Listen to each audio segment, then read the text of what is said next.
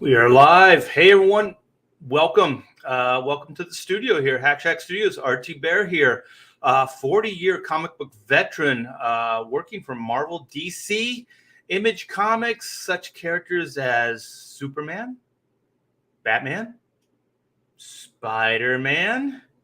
I did a Guardians of the Galaxy cover, and I worked on The Flash for a couple years, actually. Did a couple covers for them and enjoyed it thoroughly. So the reason I bring up the Flash and the Guardians is we're going to do some trailer deep dives. We're gonna get into it, and we're going to talk about it and pontificate on those two films and get everybody's take. As always, you guys, feel free to chime in the chat. This is very interactive, this show, and we'd be nothing without you. So you guys just chime in and give us your input, give us your feedback. Always appreciated. So let's see. Who do we got? We got Randy Howell in the hizzy. Hell Pontiffs, Hell Chat, Hell Indeed. We got Rob Hunter. Who is that? I have no idea who that guy is. We got Willie J. Draws, Jughead. We got Tech Zombie. Oh. Was it the Cranberries? Is that what that band? The singer R.I.P. Died way too soon. Love that song though, that zombie song. Oh wait, here is a Mega. What is that? Mega Magnet. Hell CG indeed. CG is the place to be right now, and it's the best thing to happen to comics in a long time. I should know. I've been around for a long time. What is this? One Slick Dude. We'll be the judge of that, Mr. Slick Dude. Hey there. It always sounds like you're flirting with somebody. Hey there. How are you? Hey, we got Mark. Mark Pengrin is art drunk right now. I will be later today. I went brewski shopping, so we're going to do the Pontificators tonight, and then I'm going to jump on over to Shane Davis's. It's actually Ethan Van Sciver's live stream. We're going to be closing out Shane Davis's Inglorious Rex in the house. We got Unhinged. Wow, we got a good cast here. I'm gonna move a little quicker here because I see the guys. I see the green room. It's filling up. Green room, backstage, whatever. Marcus Killigrew, what is up, my friend? Hail Art, how's your back?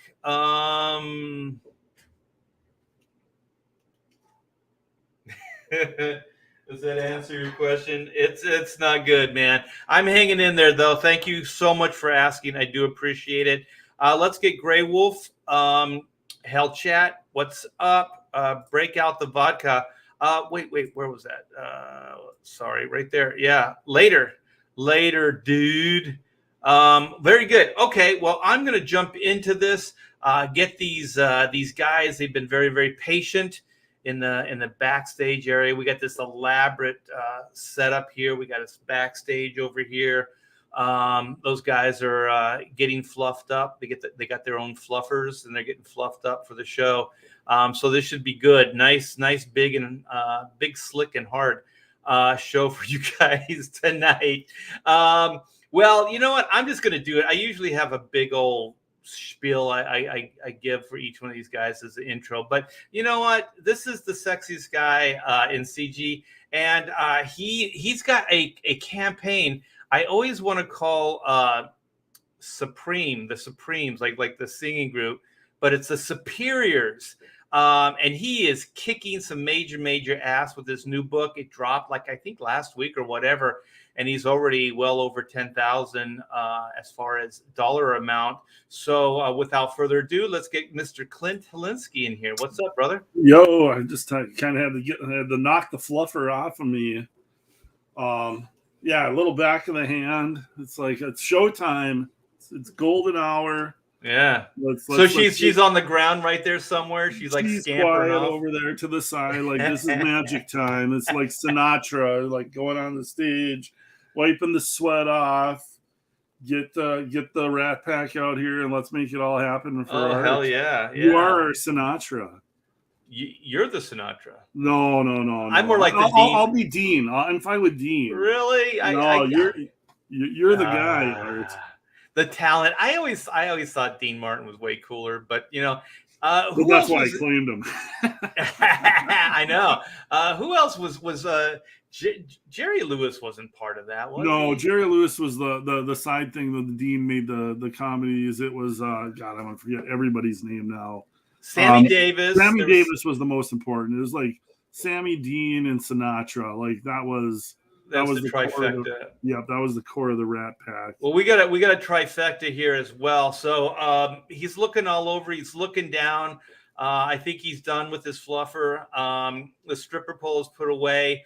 Mr. Death Raider himself, talented mofo, is going to give us a couple hours, grace us with his presence. Mr. Rob Hunter, how are you doing, brother? Fluffer? What are you talking about? You know what a fluffer is. Don't act innocent. How dare you, sir? I run a respectable joint. No, you don't. We already know you.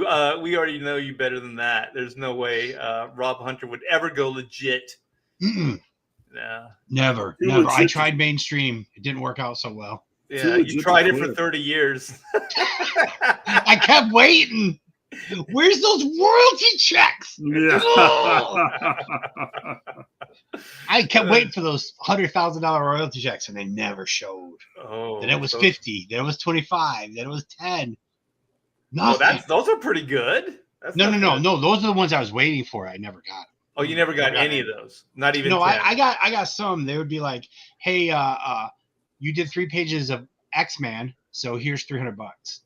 I would make more on my royalty checks on X-Men than I did on my page rate. Oh God. And I thought, I'm like, hey, this is fine. I can live with this. And it's worse now. Oh no, I know. Now there's nothing. Like $100 a page royalty, that's pretty damn good. When I started on Adventures of Superman, they were like $170 on that book, and that was for finishes. So I got a higher percentage in royalties. So yeah, if you were getting $100 a page royalties, that's pretty damn good, Rob. Yeah, I know it. If you're a starting penciler, why would you go to Marvel and DC right now, and why would you not just crowdfund your own book? Because literally, even if you're not making like the big money, the crowdfunding money for like a small campaign is better than what your page rate would be for penciling for Marvel and DC right now, starting out. It depends on the time. It depends on the time spent on live streams. I mean, I spent a lot of time on live streams. But if you're a young artist right now, late 20s, early 30s, where is your energy better spent right now? Also, you have no social life, you have no family, so you have some time to live stream. Well, let's get my brother from another mother. This guy is from down under. He looks stoned out of his freaking mind. This should be a good Pedro Ang next couple hours, man. Look at him. He's almost fallen off his chair right now. Oh, no. Look at he can barely open his eyes. He's in bad shape, but you know what? He's a professional. He's going to come in. He's going to give us his all. He's still looking around like, what the fuck are you talking about? These intros, you guys, these things aren't always factual or true. So don't take it to heart. All right, Pedro Ang, get in here. Get your ass in here. What's up? You're actually quite accurate. Yeah. Just saying. What are you looking at? You're just looking out in the distance. I'm still getting fluffed. That's why. Yeah. Oh shit. Yeah. You know what? You had to do it. Like stop. You're better. Somehow he's better. He's longer, and he lasts. It takes a little bit more. It's yeah. genetics. It's genetics. Well, if you can keep the end of that fluffer session to yourself. That's the camera angle. I don't want to fucking. Yeah. Well, I don't want any facial expressions either No. from Yeah. you. Uh-oh. All right. I don't want to see the Pedro O face. Don't want to see the O face. I don't want to see the O face. I know where the Oh, go ahead. I know where the new guys go. They don't go to Marvel. They don't go to DC. What they do is they go to social media. They do commissions and they go to cons. That's all they do. They don't want to draw interiors. And they cosplay. Yeah, they cosplay too. And they cosplay. Yes. Yeah, it's better money. Better money, more attention. Yeah. Yeah. Yeah. The market has shifted. Like the whole industry has shifted away from the big two, and they've done it to themselves. There's Well, no let's talent. keep on this topic. This is good stuff. We'll keep on this topic, but I got to get. Get everybody. This guy, pioneered the Pontificators way back when. What was it, like 20 years ago? What? Todd Rooney and I had a dream. We had a dream of getting Clint Helinski. People like Clint Helinski, Rob Hunter, and Pedro Ang in here. And of course, Bob, Comic Book Bob, which I got a feeling Bob's going to score tonight, so I don't. Nice. Like I had visitors all of a sudden. I have to entertain. He's dancing in his underwear now. He's doing the Tom Cruise. Yeah, it's like, Dun, dun, dun, dun, dun, dun, dun. Dun, dun, dun, dun, dun. Well, you know who else is dancing in his underwear? Mr. Todd, Mel Rooney, Dooney. What's up? If you only knew how true that was. Oh, shit. So you know what's good about this show, Art, is we have had people kind of come, go, always welcome back, by the way, but we haven't had like the same 5 or 6 from day one to now, which would get kind of stale and weird and bromantic. We don't want a bromantic thing in here. No, kind of weird. It's kind of like that singing band from Mexico, Menudo. No, Menudo. You can they're from Puerto Rico, sir. Yeah, you just you can age out. Anybody, Hey, you stepped on my joke, Pedro. Come on, man. Anybody? I will should know not better. condone. I will. Pedro not was in condone that. Menudo. Okay, wait. Let me do this again. Okay, like that band from Puerto Rico, Menudo. Those guys age out and then they trade up. So that's exactly how we run it on the Pontificators. Okay, Pedro. Now. Thank you. The reason he was so offended is because he got aged out. No. You know what's the worst thing about being a Menudo? Like, if you age out, you will be a Menudo for life. Like, those guys are like lawyers, doctors. It's like, look at the Menudo. Like, like well, worse than that, Pedro, is in Menudo Junior, where it's like you wait for your turn, but you do dude. College scene and all that. That couldn't have been good for you. That was like Auschwitz for groomers. Like, that was what Menudo was. Like, it's like a bunch of like middle-aged old guys. Like, they dance good. As soon as that guy leaves, I'm in, right? Yes. They're like the farm team. Like Pedro. Okay, so you were on the farm team for how long for Menudo? Oh no, the thing is, like, I was in Menudo Tand. If you see the band, they didn't have like just in the bowling league, Menudo. Yeah, I was in the bowling league. I had like Menudo for the singing bowl. Yeah, for the Melanin Challenge. I was in that band. So yeah, that's how it went. And the thing is, like, Puerto Rico had Menudo, but then like Venezuela has its own. Mexico had its own, and nobody knew about them because who cares? They're Latin. But it was horrible. Like in the States, we have our own too. They were called the Osmonds and the Jacksons. Yeah, but it was a different dynamic. Because Menudo is like, we're holding auditions. Bring your children to the pedos, and then they will bring the children. And like, bring your children to the pedos. Yeah, this one looks good. And yeah, like that didn't happen to the Osmonds. Okay, so tangents. Auditions at the church. Let's end this one and move on to comic book. Well, yeah, I gotta ask Pedro real quick though. Where did they touch you? Oh, where they didn't. That's the question. Touch you all over. Yeah, show me on the over again. All over his voice box. Yeah. Okay, well, we were talking about like ways of breaking in. What were we talking about? Like young guys breaking into the industry, not breaking into Menudo or these other bands. But Although you might have to breaking go into through the comics. same thing. Yeah. Oh. It's kind of a similar screening process, I think, today.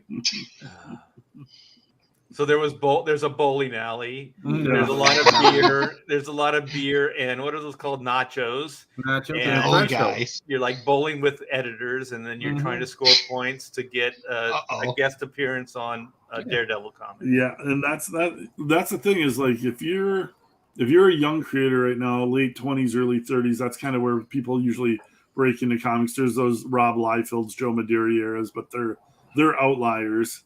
If you're trying to break into comics right now, is your better bet trying to break in through Marvel or DC, or break in through crowdfunding and prove that you can do stuff on your own? Yeah, exactly. And you can probably actually make better money crowdfunding than working at Marvel and DC right now. Yeah.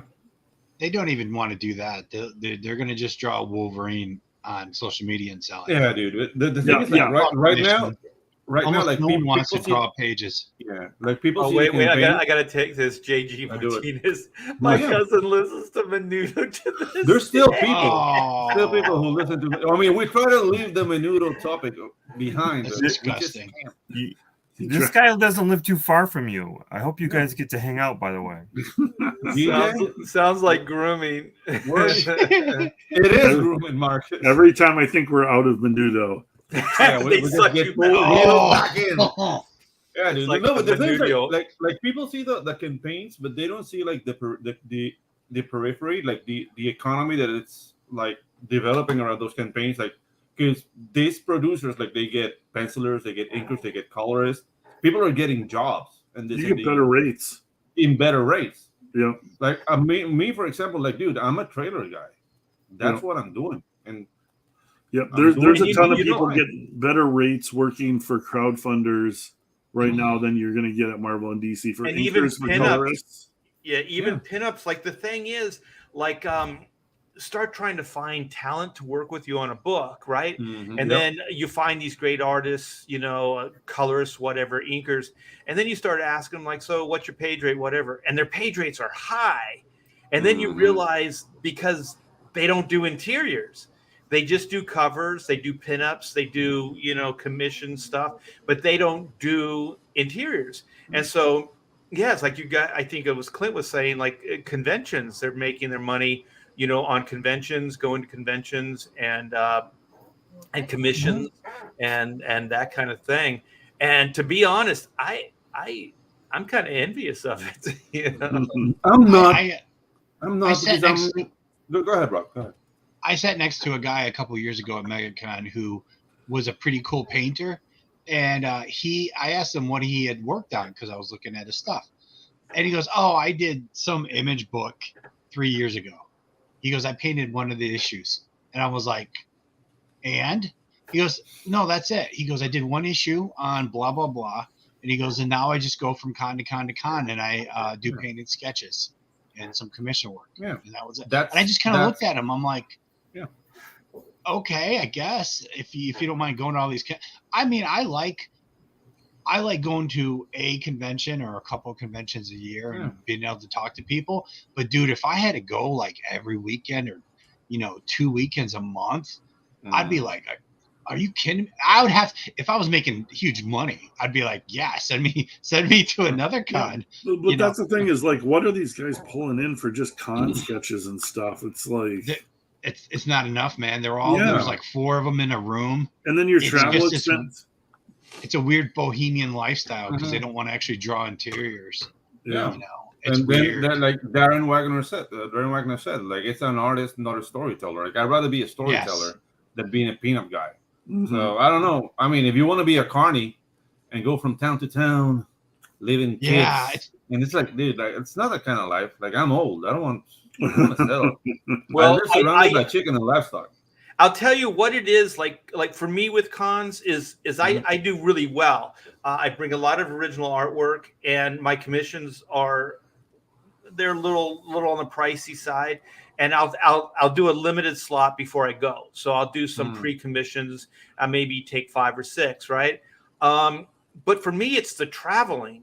Mhm. It's the show can be taxing, but it's usually like 1 day, 2 days, at tops 3 days, right? And then there's usually some great partying. Like if you can get your work done, in the day, the promoter, somebody will take you out to a great dinner and drinks, and so it kind of makes it worth it. But man, like if I had to fly when I lived on the West Coast to the East Coast, like if I had to do that even 6 times a year, that'd be way too much. It would just be, the travel time would be too much. So for me, it's more the travel time. When I'm at the show, it's pretty good. And but some of the littler shows, you might not make the money, but I always had a per diem and things. So no matter what, I always made my money. So no matter what, art gets paid. Yeah. But Art, you're not the standard though, because look at all the books you've worked on over the years. You worked on some of the coolest comic books that have come out. Yeah, ever. So now take someone, to be honest, like take someone like me, or take someone who has like a relatively same kind of career but in penciling, like that grind. Or then you take guys who have never even done any comic books and you put them in that grind of the cons, dude. I did Chicago Con, Wizard Chicago Con years and years ago, and I walked up and down the tables in Artist Alley, and I was shocked at all the names I didn't recognize, and they were just guys doing commissions and sketches, and they had a sketchbook. They never worked on a book in their life. They just tried to draw like Adam Hughes or whatever. Obviously, they were probably still in college from some art institute, and someone told them that they could draw commissions and make a few bucks. And it was just like, Jesus. What was an average like con drawing going for? Like, let's just say like medium detail. Oh, I don't know. I wouldn't even ask him. I'm not spending money on artwork. So. No. I was just wondering, like $30, $50, for a con doodle. $30 for that's I don't know. That's not even. I think it's money. higher. Yeah. I think it's high. Well, if you take someone who's on a Marvel or DC book right now, like a Spider-Man or a Batman book, they're charging what, $300-$400 for a con sketch? Yeah, I'm sure. Yeah.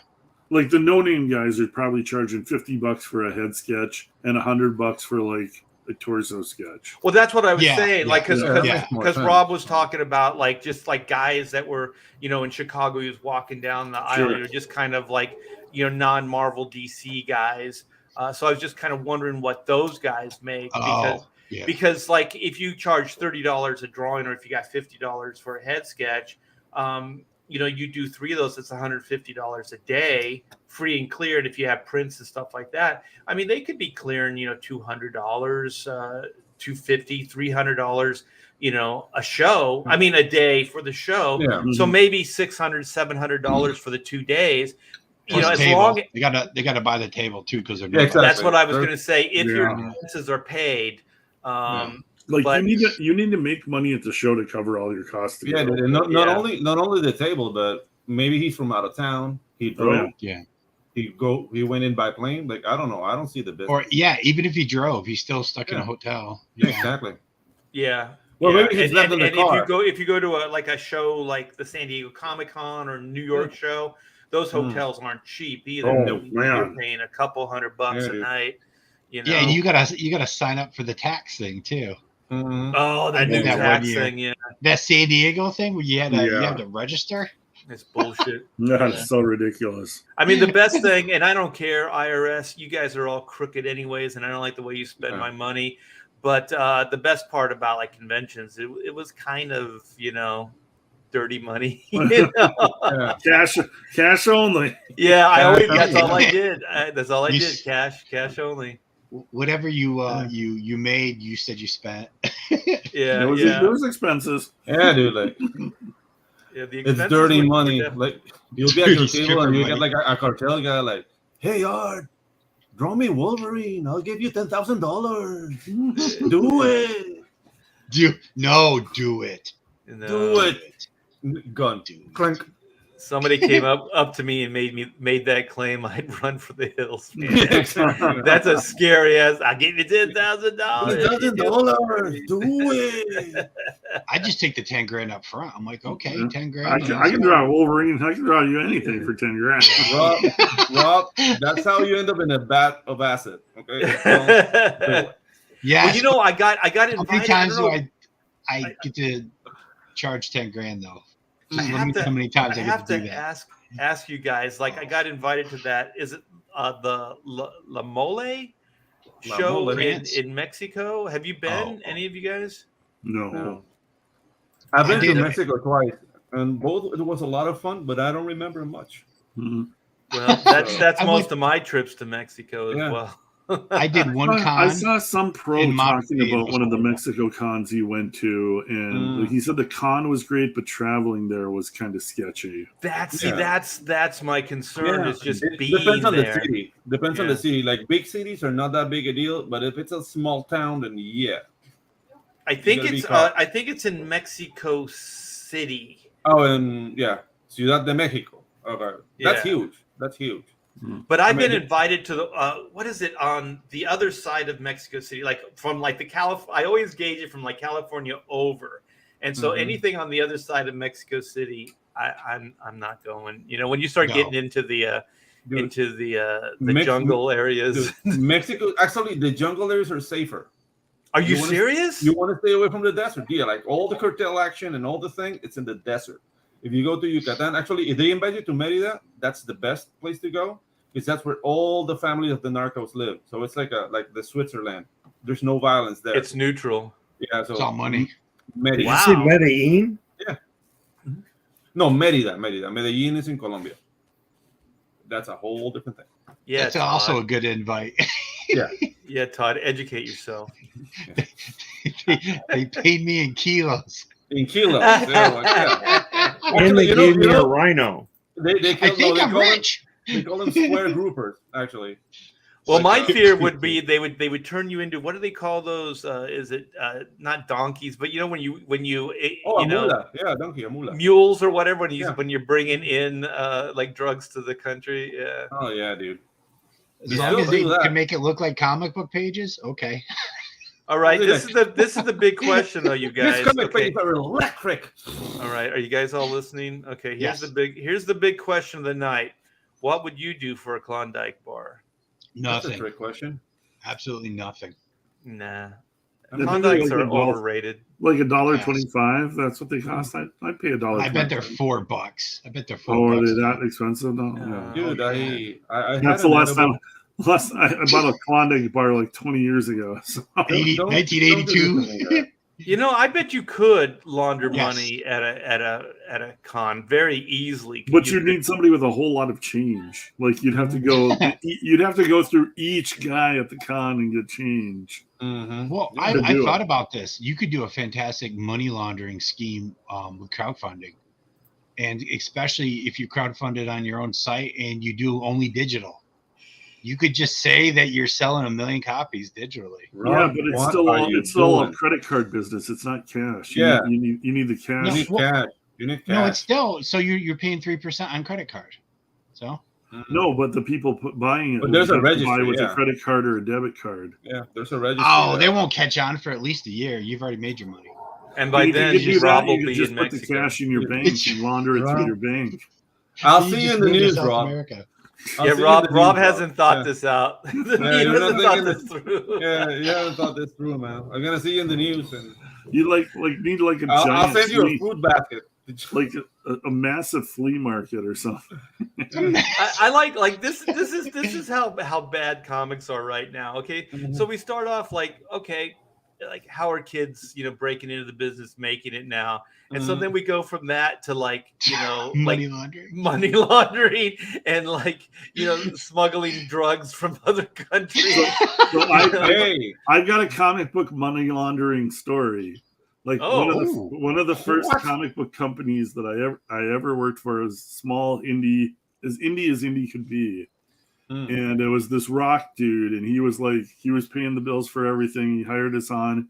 He's launching like 5 books all at once, and I'm drawing this like medieval book, and there's like a horror book, and like superhero action adventure book, and like his studio is in like this like warehouse in Minneapolis, and it's like Lord, it's probably like 1993ish, 94ish, and I'm like, and I met all these guys. Everybody I met through like Minneapolis Con or local cons, and so he's paying us all. He's paying us decent page rates. We're doing the books. He's getting them printed, and we're all talking to each other. And I'm like looking at this dude, and they're like, how the hell is he doing all this? Like how is he paying? Like where, whatever. So I got a horror story myself. Oh yeah, we finally there's a Kansas City comic book convention, and his cousin is from Kansas City, so we're all gonna drive down there, and so we go stay with his cousin. I've never been in Kansas City in my life. It's a very different environment than northern Minnesota. So his cousin like runs a body shop, chop shop, like right in Kansas City, and like we go and like meet him at the. And like, there's just cars with like bullet holes in them. Like, it's nothing but like drug dealer and like nice ass, beautiful cars shot up to hell. It's a chop shop. It's like there's drug money running through the body shop. Basically, he's getting paid in cash for everything. Oh no! Needs to like basically launder that cash. They're just like there's like pulling $100 bills out of his pocket. So my answer to how the comic book company was being run was answered. It was an eye-opening experience. But yeah, that guys, was a little bit. How much cash have you seen like live? $37,000. Okay. I've seen tens of thousands of dollars. Okay. Less than 10 grand. Yeah, once I was playing with my band in a bar in Panama City, and dude, like somebody told somebody, "Hey, this guy's an animator. He owns an animation school." I get out. I'm not making business. It's like 9 p.m. And dude, this guy comes like, "Hey, dude, like they told me you have like an animation school. Cool, like dude, Panama animation, whatever. Like, dude, I want to make a movie." I was like, "You want to make what?" "Yeah, I want to make a movie. Like, how much would it like?" "Please have a beer." Like, dude, we're having like beers. I'm trying to explain like how the industry would work in Latin America. Like normally, you will have to have like half the money for the movie and then apply to Ibermedia, which is like a Spanish association that will give you the other half. So I'm trying to explain to that. No, but I want to know how much is it? Like, okay, with the talent pool we have, and in 2 years, like $1.8 million. You can have your movie done. I was like, huh? Okay. We don't need Ibermedia. I was like, what? We don't need Ibermedia. Come with me. I was like, he took me to his car, and he showed me 200 grand in his trunk. Sweet. This is what we got. And we can say like this MFer is coked out his mind. It's like, can you make a movie with this, Pedro? Yeah, like to start, like, yeah, you know what? I gave him the things like I moved the school, so I gave him the old address of the school. Like, yeah, go there. Like, let's talk on Monday because right now, like, you're drinking, I'm drinking, and dude, that's how I like got out of that. But dude, like, if I said yes to that, I'll be in a bad of acid today.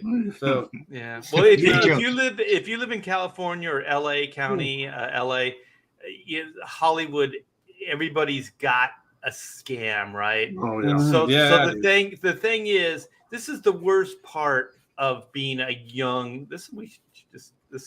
I'll retitle this: a young artist, or being an artist that's a little down on his luck, because all of these stupid things we're talking about at some point become attractive to you.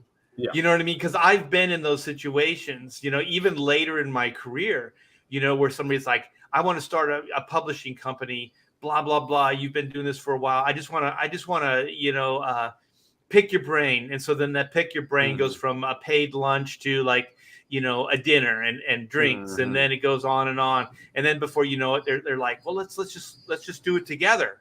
And then you're like, other than you drop in some cash for, these meals, I don't really know anything about you. It's like, oh, well, I run this kind of company, whatever. And I'm like, you Google search, nothing like that exists. Nothing you know? adds up. And Yeah. You're just like, what the heck is going on here? Yeah, everybody's got their like get rich quick scheme. Mm-hmm. And a lot of people that have a little bit of money, extra money, like you're talking about, Pedro, they're like, I want to get into the entertainment industry. Yeah. I want to do a line of comic books. I want to do a movie. I want to do a cartoon. Okay. A lot of money that goes into making a movie, like where they get it as far as investors and stuff, Mhm. a lot of that is not like it's scrupulous money. It's very suspect money. Yeah, obviously. A lot of times. Mm-hmm. Mm-hmm. Well, yeah, 'cause like they turn it over like, fast. yeah, but like a lot of like Hollywood's got it's filled with mobsters. I mean, there are like producers, there are people that actually, they generate cash in maybe not so cool ways. What was the one guy that just got busted and killed himself in his jail cell? Oh, what was that guy's name? Oh, Jeffrey Epstein. Jeffrey Epstein. Yeah, I think he was like, entertainers and he was like, politicians, all those, things. And those people exist, man. Facilitators, they can get stuff, they can get money, they can finance. Look at Las Vegas was all financed by mobsters, Yeah. So this stuff exists, man. You got to really be careful. So if there's any young convention guys out there, yeah, if it sounds too good to be true, it is. New money laundering scheme, NFTs. NFT. Well, there you go. That way I can set the price. I can set the price. That didn't work well for what's the name of that guy? The guy who went into the suicide forest. Suicide forest. Yeah, like this guy who had like he sounds like a little bitch. Yeah, that guy's but I forget his name. There's like two brothers. They come up with this NFT company. They said, we're gonna gamify it, and it's like a Pokemon, and you buy your NFT and it grows. And dude, like he invested $600,000. The Jake Logan. Logan Paul. Yeah, Logan they're getting sued right now. Yeah, they're getting sued. I'm just gonna do money laundering through it. Yeah, dude. So just clean that money. The thing is, like NFTs $10 now. Yeah. NFTs is kind of like legal gambling. Like you can make some good money. I don't know if now, but when it first started, if you were there right at the beginning, and you were putting these NFTs together, I just never could do it because it sounds like a scheme. You know what I mean? Like I just don't want to be involved with it. But there are people that will swear. Like there's even business people that is like, I got my cryptocurrency. I got my investments, my NFT investments, and all this other stuff. And it's like, I don't know, man. It seems pie in the sky. Yeah. It seems like video game logic. You know what I mean? Like, well, for about 3 months, I was making really good money doing that. Yeah. Cool. 3 months. Yeah. So but isn't it? It's like I learned it. Huh? Right, but it's like it is like investments, right? You got to know, you got to get in a certain time, you got to sell at a certain time, right? No, for a while it was a frenzy. People just were buying them because they thought there was a lot of speculation. Mm-hmm. Yeah. So there is no real investment. It's kind of faulty. You don't own anything but sort of a digital contract. Mm-hmm. It's a blockchain, right? It took a while for people to realize this isn't really art. This is this, and they're generating this art with a machine, and So if you were, like you said, if you were in there in the beginning, you were selling these things left to right. But at first, you were selling them to each other. So that's where the scheme started. They were selling to each other, to people with money, and going, oh, this went from a $200,000 NFT to $1 million NFT because it sold 2 or 3 times. Yeah. Right. And then the shit started to go, oh, now we're generating 100 more. And boom, like this celebrity wanted one, this celebrity wanted one, and they're basically worthless. Because you can't get rid. You might own one, and it has a value, the value you paid. Yeah, but you can't get rid of it. Sell something for a greater value or even the same value, It no longer has that value, and they can't. You could have a mutant ape or a monkey ape or whatever it is, and you can't resell it. But supposedly, what it does is the cell history follows you, right? So if it originally Exactly. sold for like 100, then it Exactly. resold for 500, and then so like if you track that, if you were like, oh, I'm interested in this monkey juggler, NFT, because that's how ridiculous these things are, and then you go, oh, look at it tracked from it started at 50 and now it's worth 500,000. Then you go, okay, I'll put in 500,000 worth of crypto or whatever the hell you're paying for it with, in the hopes that it will be like real art where it'll appreciate over time, right? That's kind of the idea. But it no longer will. Right. But I'm just talking about the basic window dressing of the way they sell it. The way they sell it, it's kind of like it's an investment. You're investing in art. Well, you should know better than that. I mean, it's like I said, it's a monkey juggling, chainsaws or whatever. It's a JPEG with a contract that's tied to it.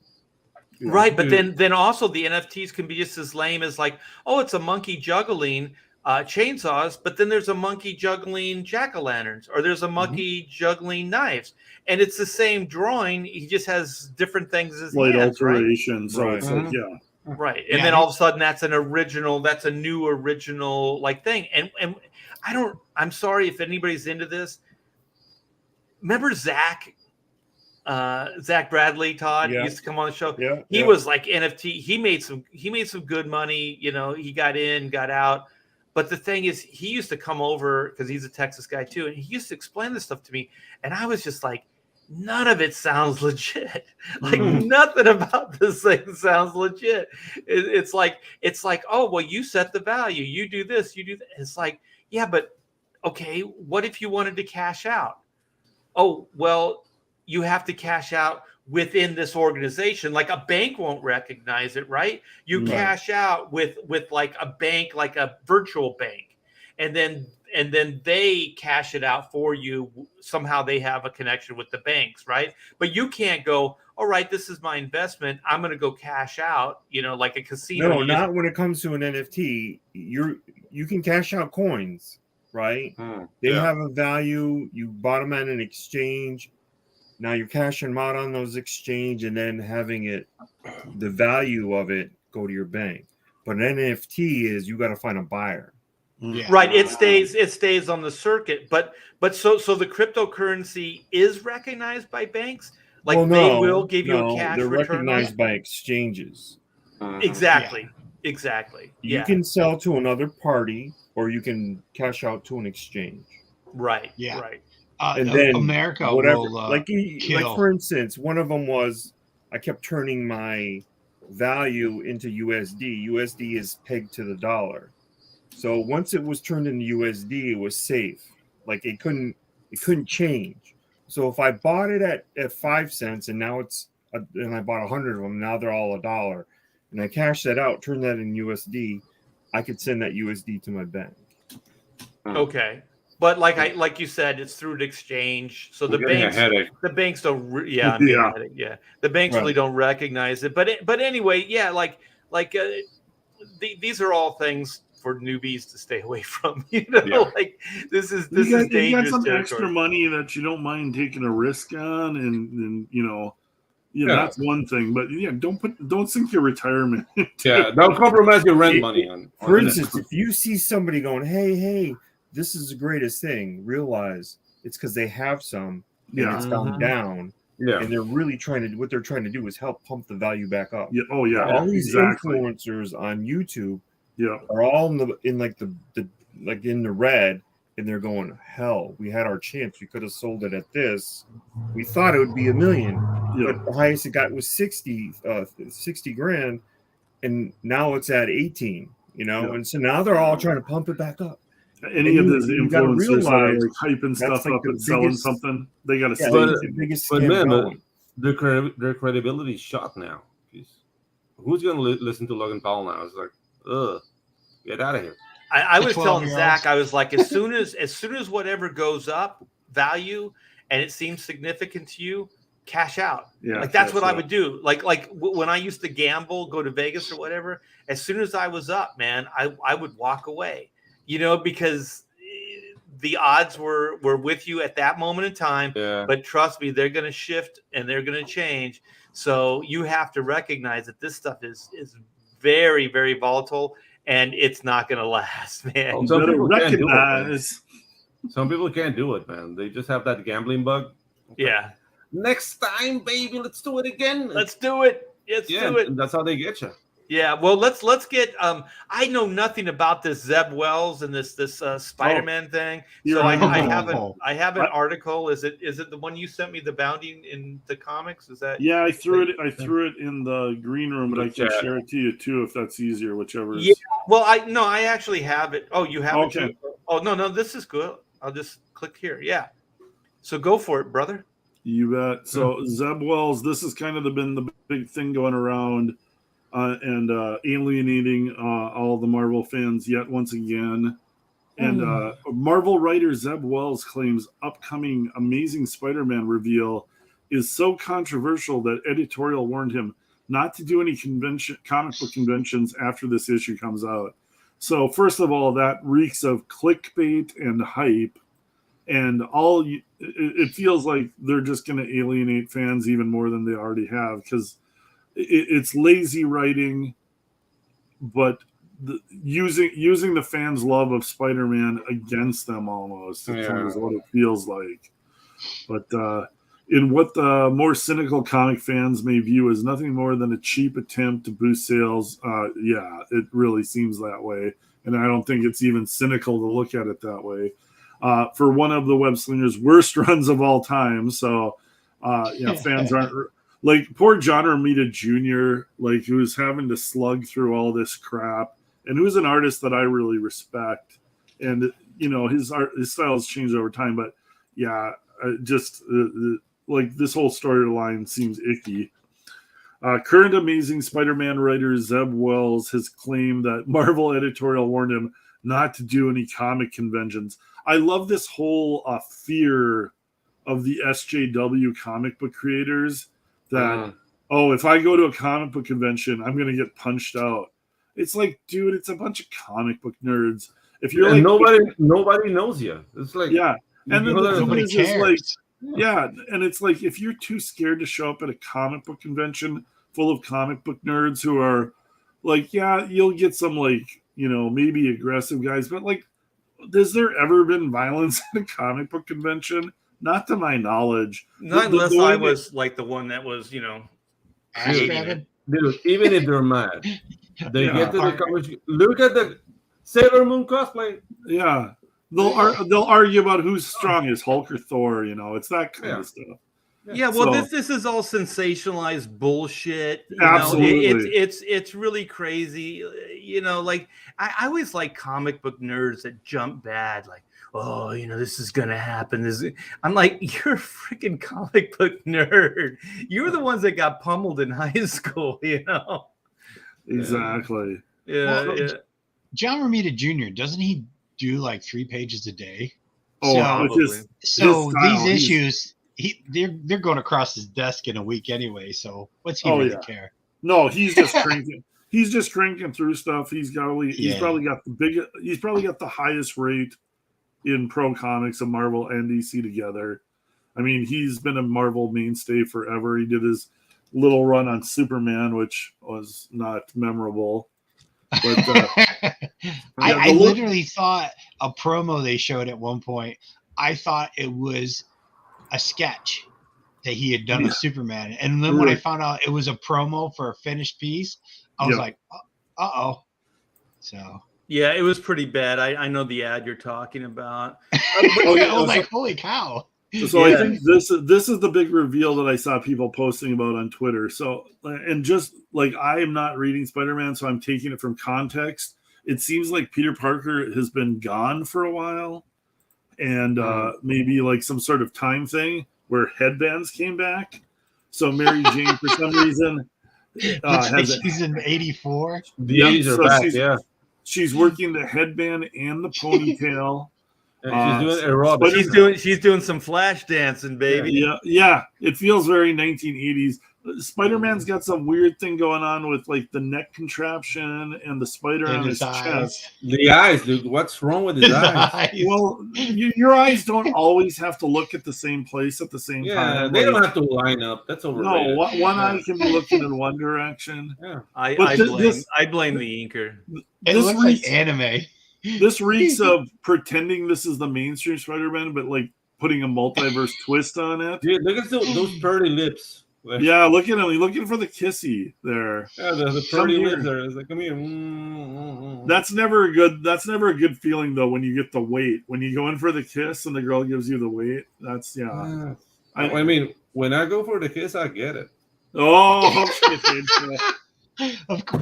well, in this country, Pedro, they call that rape. Oh. Yeah, we don't speak English down here, so. Well, in this country, you have to have a contract. It has to be signed and notarized. And the rules are different in Panama. You guys have to get out of America, man. Yeah. Come down to South America and just have whatever you want. Means nothing then. Yeah, come down to South America and experience real freedom. Real freedom. That would be like a great travel endorsement there. Yeah, but apparently Peter has been gone for such a long time. A lot has changed. Like again, headbands have come back. Yeah. It looks like she has like his bow tie or his like tie wrapped around her head. Yeah. So here's the big reveal, I guess. We should keep moving. So apparently MJ married, everybody's made this joke already, but he looks like a Marvel editor with his glasses and the goatee. Apparently he spilled some jelly on his chest and he has a stomach ache. What is going on with this book? Yeah. The thing is, too, like, the thing I don't understand is also they're giving away the whole book here. Like, why do you even need to buy it? I already know the story now. This like literally this is Collectors. all clickbait trying to get people to like pick up this issue. That's how desperate they are. They're giving I'm already yawning, man. Yeah, they're giving it all away just to try to get people to show up and buy it again. Is this some of the inking, or is this? Look at the inking on the back of Peter's inks? hair. Look at his hairline at the back. Oh, It's and I don't think can I this just is say ink. John Romita Jr. is probably the master at drawing kids. but not here. No, not here. But not, Not here. This is looks not like an a- example. This looks like a Haiti postcard, man. Like send. well, like the little shoulder pads, like yeah. No, I thought this guy read got Spider-Man. knifed. Like the way he's holding his stomach. I You're thought this probably guy got right. knifed. I was making a joke with the jelly spilt on his shirt.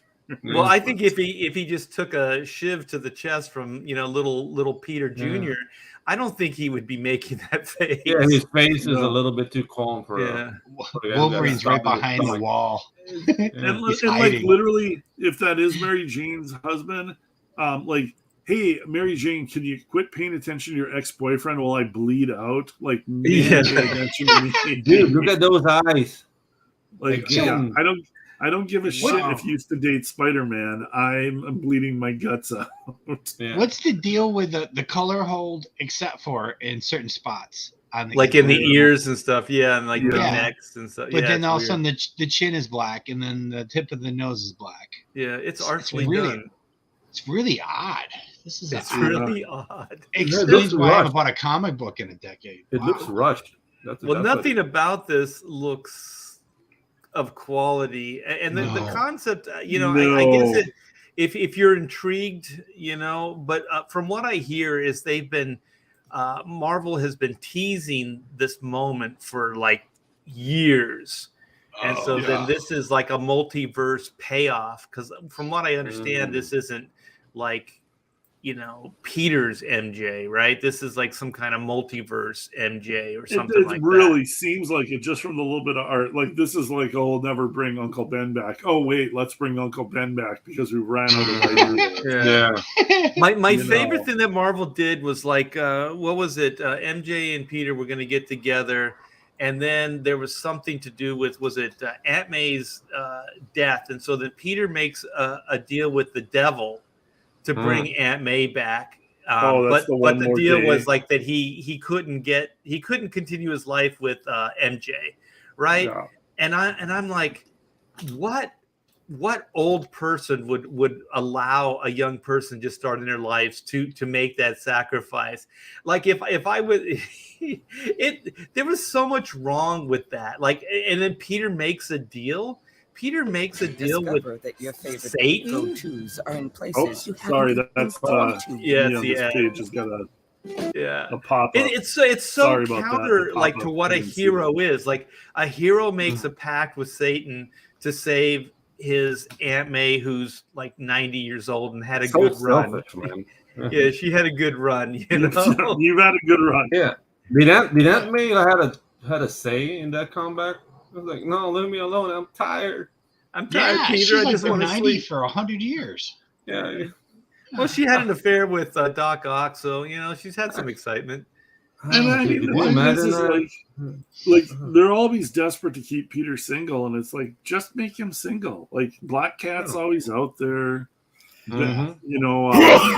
Betty Brant Whoa. isn't that old. She's not over the hill yet. It's like there's your a lot of plan other B. love interests, but Yeah, they there's always your- get us. And isn't like they're a clone of like Gwen Stacy floating around somewhere? So Yeah, come on. I think she's really young though. Isn't Yeah, she like a Pete's got- teenager? Pete's got options. It's like who cares?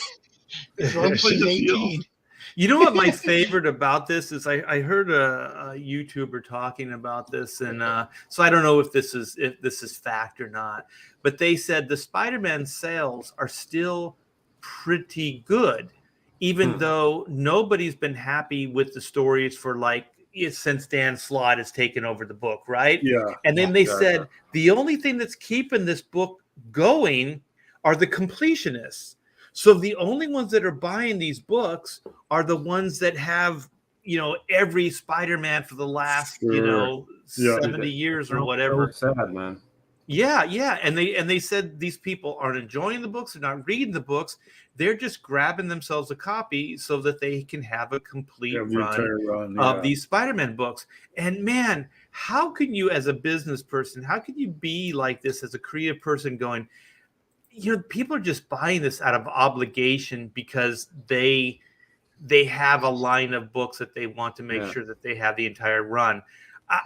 They have a compulsion to buy. Yeah. It's people who don't care about the product. They're just if they're an editor, they're just getting their salary, and if they're a creator, they don't want to do superhero books anyways. They're trying to get on the latest CW piece of crap. So yeah, they want to do. They don't care. Or a video game, writing for video games. Comic books, they don't care. It's Remiter did a thing with Miller, right? That was probably in the Netflix deal, so he might have been. I mean, it's not like Remiter's hurting for money. He's been drawing top books for last 40 years, but yeah, he was one of the creators with Miller in the Netflix deal, so I'm sure he got a big payday there too. So well, as long as Johnny Romita Jr. can continue to moonlight away from Marvel, I think he'll stay at Marvel. You know what I mean? Like as long as he can do these creator-owned things, go over to DC for a while, whatever. Yeah.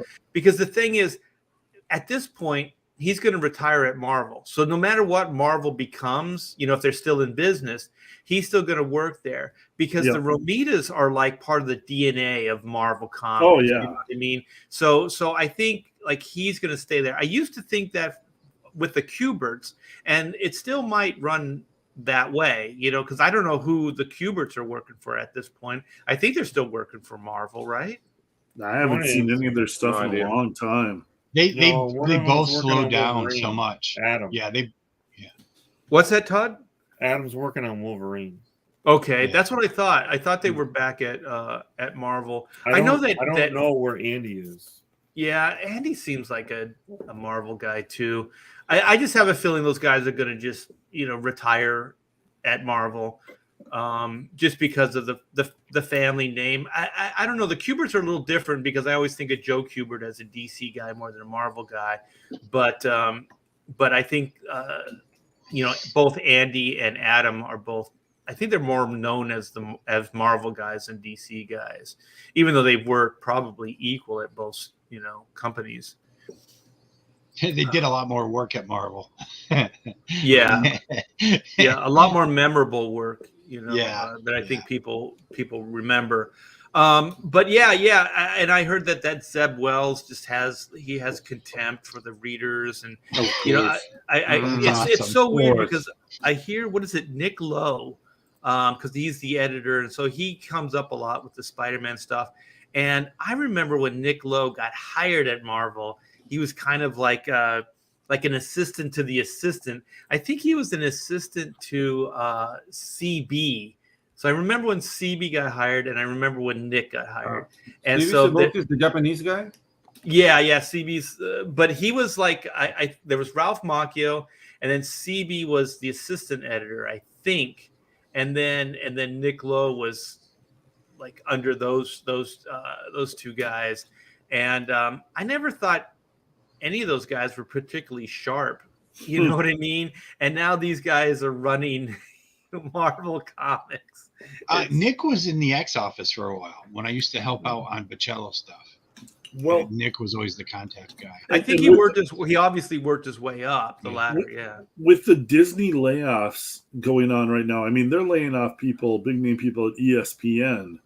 I got to think, if you're one of the big money earners at the top of Marvel, these Disney layoffs gotta make you a little uncomfortable, because Marvel is not bringing in money, especially compared to something like ESPN, and they're cutting talent across the board with these layoffs. So I gotta imagine right now, if you're a top person at Marvel, it's got to be a little scary right now. Especially with Perlmutter gone, like, they don't have any kind of umbrella of protection, I would think, anymore. Well, I think Perlmutter is back overseeing Marvel publishing, right? Like he wasn't outed; he was still in control. So I think if Perlmutter, if what I think is true, or what I've heard is true, then I think he could still greatly alter the path of the Marvel universe by not giving them an IP farm. Like, he could actually start trying to make comic books that sell, comic books that have integrity, and tell Marvel, the public, or the cinematic universe, be damned. Like, I'm not going to do any more of this Miss Marvel stuff. I'm not going to do any more of I thought Perlmutter was out completely, though. No. Oh, he's still in charge of the comic book division? I think so, because okay.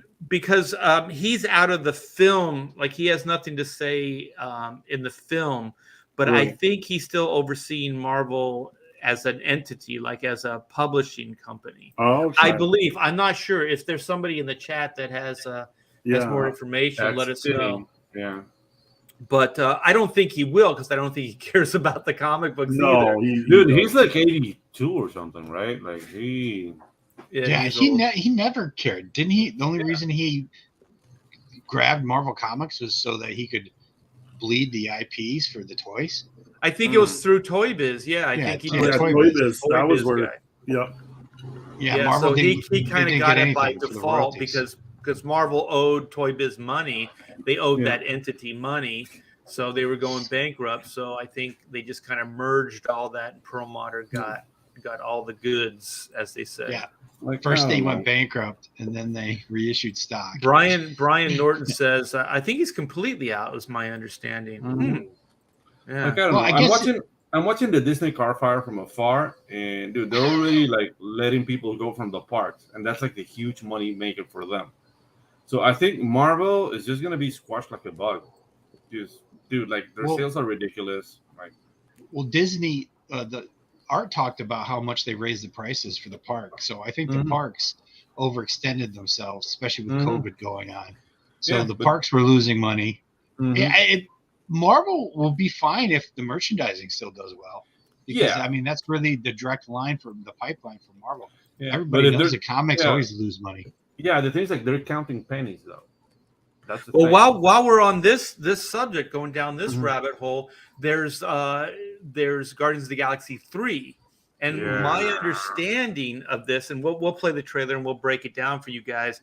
My understanding of this is that if this doesn't do big, like they're talking 700-800 million, like the least amount, like to $1 billion, because most of those movies were averaging, $1 billion sales. Because they need, from what I understand, they need a big win.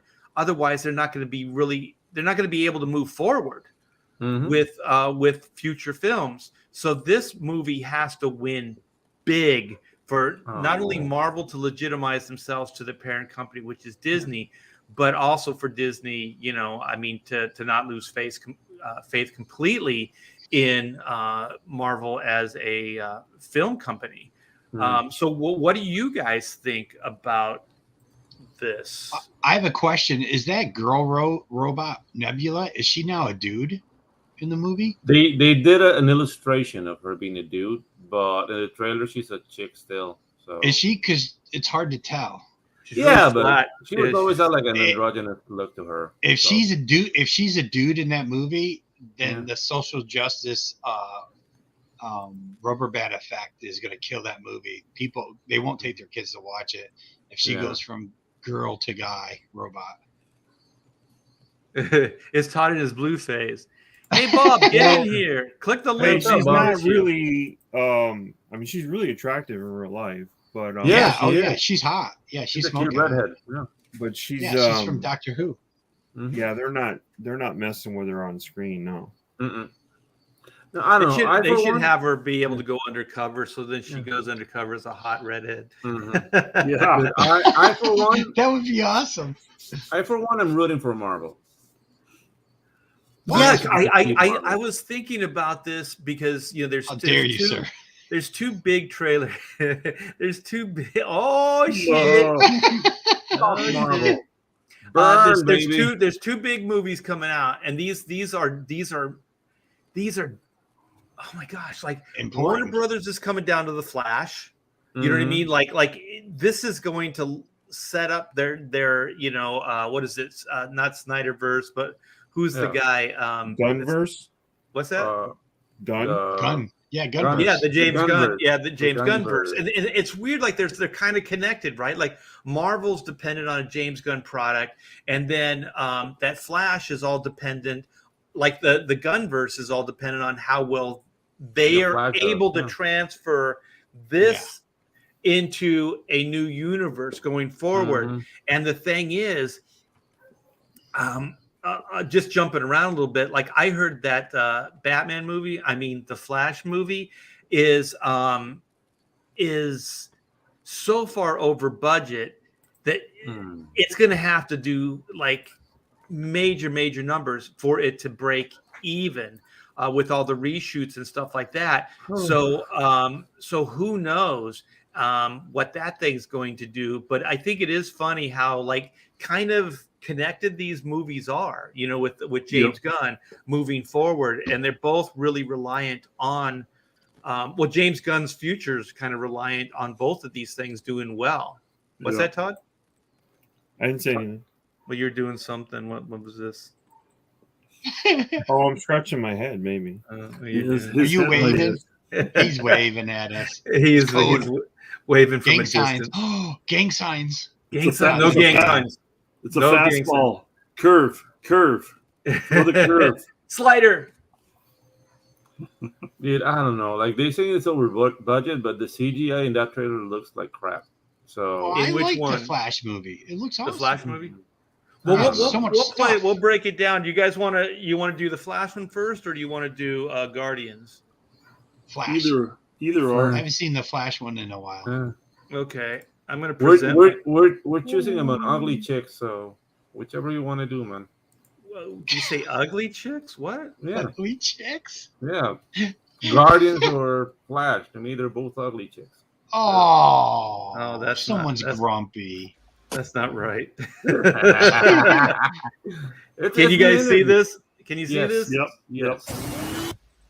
All right. I'm gonna keep. Well, you know what? I'm gonna keep the. Who said that I could do a closed caption? Right. Let's see. You mean we have to read?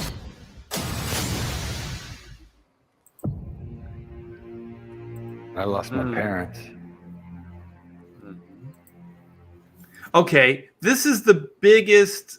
You guys have all seen this, right? This trailer. Yeah. This is the biggest controversy. Some people are going, he's got paint on his hand, or is that's a woman's hand? Some people are saying that this is Vicky Vale. Some people are saying it's like all kinds of different people. I think this is Bruce Wayne. Yeah, This this is is a Bruce's, dude. isn't it? This is a Vicky dude's. Vale. It's This a is Vicky dude's Vale. hand. She's It's wearing just that- dirty for some reason. Yeah, she's I wearing think that it's sweater bruised later. up. Yeah, because he's always fighting. Because he's always Yeah. kicking ass. Yeah, he's a Or fighter. he went to do gardening. He went to do gardening. He's just like, That's some serious Gardening. gardening. That's man. Alfred's Yeah. job. That's Yeah, Alfred's. exactly. I'll tell you right now, Alfred's not going to be in this movie. I'm sorry. I'm sorry, What? Rob. Dude, he's my favorite Batman character. Pain. The pain. Okay, so that has to be the Waynes, and so we cut to the back. yeah, this looks like definitely like this is the Tim Burton Batcave. You know, Mhm. it's kind of cool. There's a CD-ROM Maybe right who there. I am. Look at that. And then this, they didn't do this in the Tim Burton, I don't think, but this is the I spent a Batwing. lifetime trying to right the wrongs of the past, That's cool. as if fighting crime. Okay, so who the hell is this? That's a good question. That's Vicky It's him Vale. with it's him with long hair. That's He's what an I old man thought. now. Yes, Yeah, this is yeah, Bruce yeah. Wayne because Oh, yeah. the picture's right to the right of him. Uh, It's on the Oh. bookshelf. Yeah. So So he's gonna get a haircut for the movie. no, he's gonna get his hair cut so he can get it in the bat cowl. Yeah. Yeah. Oh God. he went so like he's old retired. Luke Skywalker. It's Luke Skywalker. Yeah. So they're smashing Dark Knight Returns into this Flash event thing. Yeah, this is taken from a bunch of different stuff. But yeah, this looks like, Bruce Wayne has just let himself go to shit, he Drinking hasn't- and partying. He's he's been wearing sleeping in that his sweater grand for like a week and a half. Yeah, that thing smells, Strippers. Yeah. He's No, I don't even think he's Gotham pleasure. strippers. Nah, he's not even going there, man. They He's just gotta dress like the boozing. Joker. Yeah, he's just boozing it and sleeping. Boozing it. I would bring my parents. All right, this is cool. Do you notice the one Batman has got the blue cowl, the one on the left side? It's kind of cool. Is that like the scuba suit? The scuba suit. It looks like a scuba suit.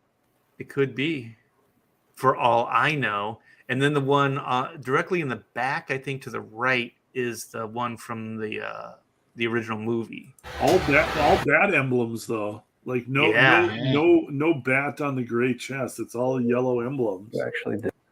And then look at this, like So this See, he is cut his hair. after the haircut, maybe. yeah, He yeah, looks good too. yeah. Like he's a little wrinkly, but the shape is still there. Yeah. The thing Maybe- is, this Is is Alfred this a is. robot? Alfred could be a robot. I'm in this sorry, Rob. movie. Oh no. He's not in the movie. You gotta, Not even you as a gotta move. robot? No, Rob, you got to move past. But he could cut Bruce's hair. No. Well, that's why he had long hair, because there was no Whoa, Alfred. Well, and I think he might Alfred have used one to of comb those. it. He might have one of those Shatner-esque pieces on right here because I don't think Michael Keaton has that much hair left anymore. Oh, this Oh, is yeah, definitely so he this is shaved, definitely yeah. this is a Shatner hairpiece. But he looks good, man. He And you know does, what he else? looks good. He's the only thing that they're already selling this thing based on the strength of Michael Keaton. That's it. Mhm. Like this Yep. is not even a Flash trailer. This is a Batman trailer. Mhm. Oh, this is Barry Allen. I forgot. The Flash is Forgot you're in this movie. And look at this. Like there's absolutely no presence. Look at this. And then Did it. look at this. Yeah. Dope. Dopey. Okay. Yeah, You dope. actually Okay, hero. did it. Dope. Dope.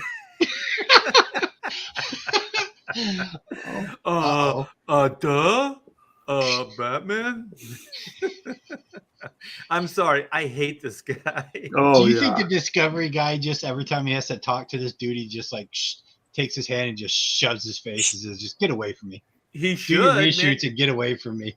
He should definitely have the relationship that, like the Batman Beyond, like just contempt. Like what was it, Terry McGinnis? Like Bruce Wayne, just like get on my way. Shut up, kid. You're Mhm. just you're dope.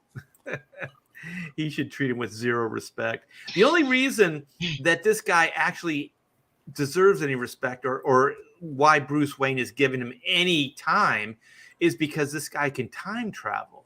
So I think that's a fairly interesting premise. It's not bad.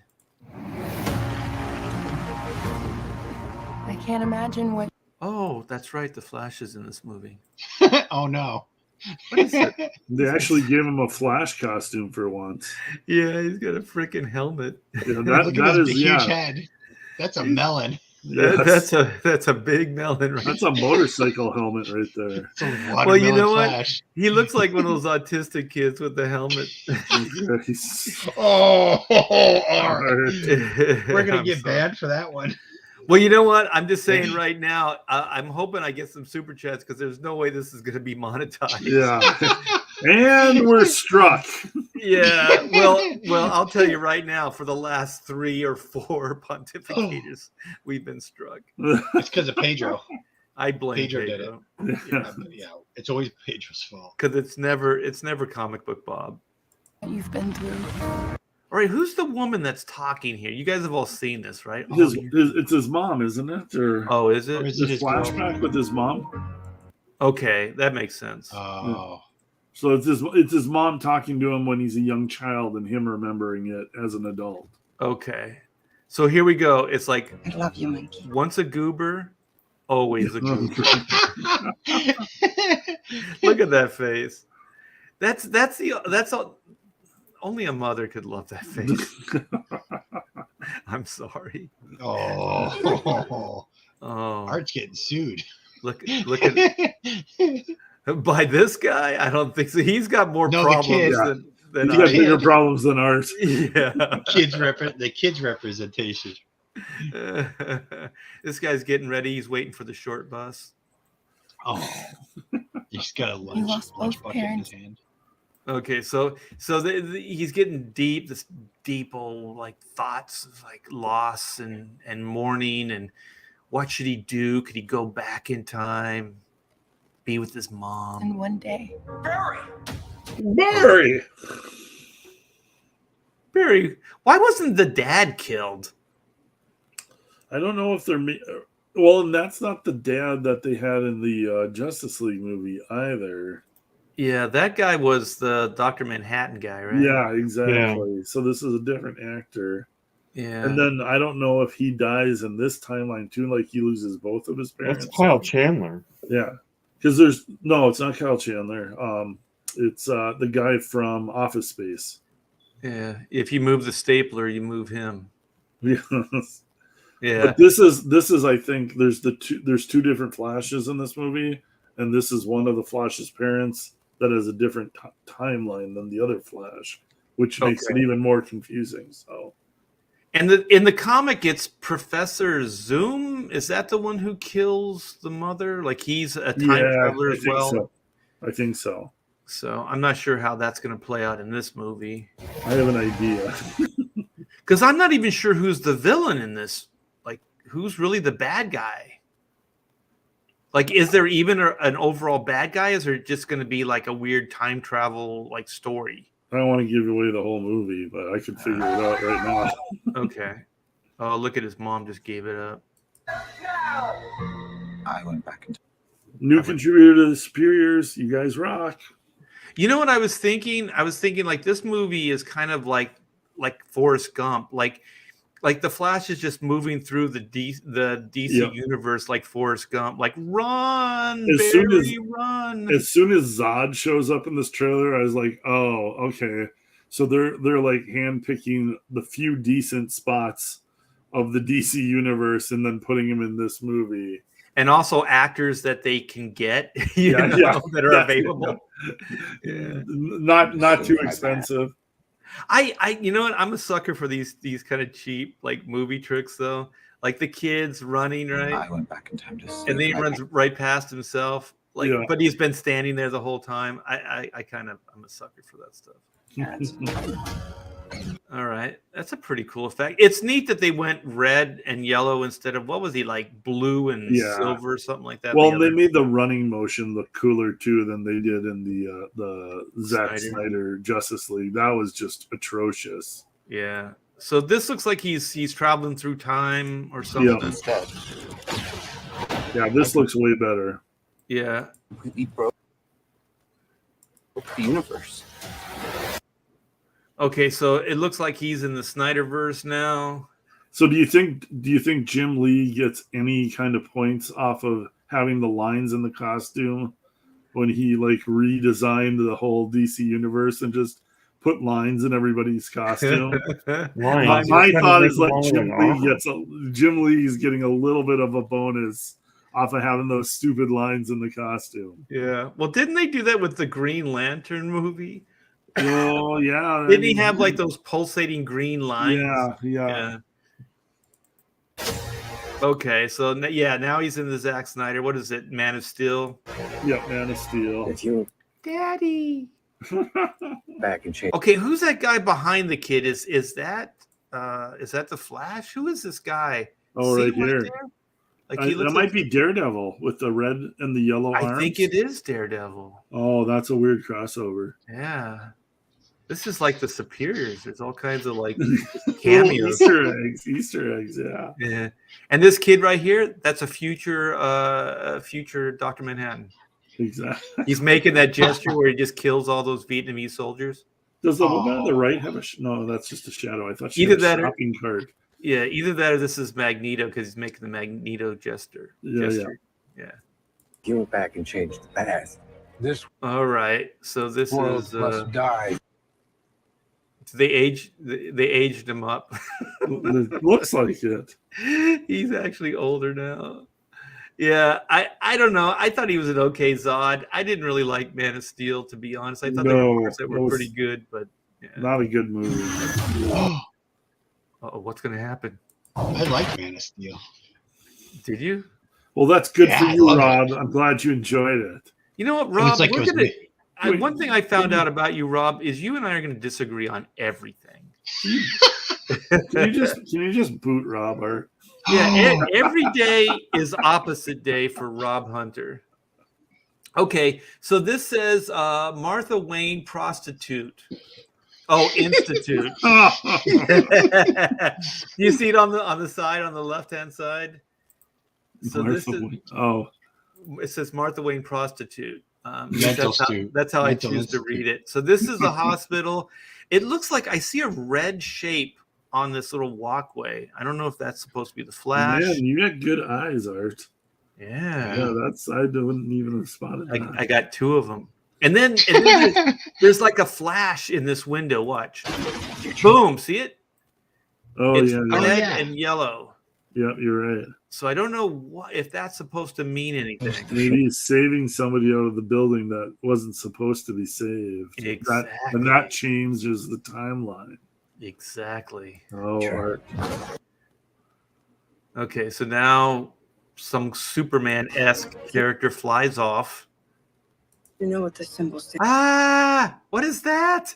You know what this symbol stands for, Art? It stands for my tits. It stands for Martha Wayne prostitute. You got to zoom down a little bit, and then you get to see your tits. Oh shit! Yes. See? Hello. This symbol Hello. stands for my tits. So I wonder if Zack Snyder gets any royalties for this. Is that the kid of Wonder Woman and Superman? I don't know. That's what they were saying online. I don't know, but that is a very hopeful chest. Is there S symbol? Is the entire thing made out of like sequins? There is it one of those things where you like rub it up and it goes different colors and you rub it. It could down? be. I think it's bedazzled. Yes, it looks.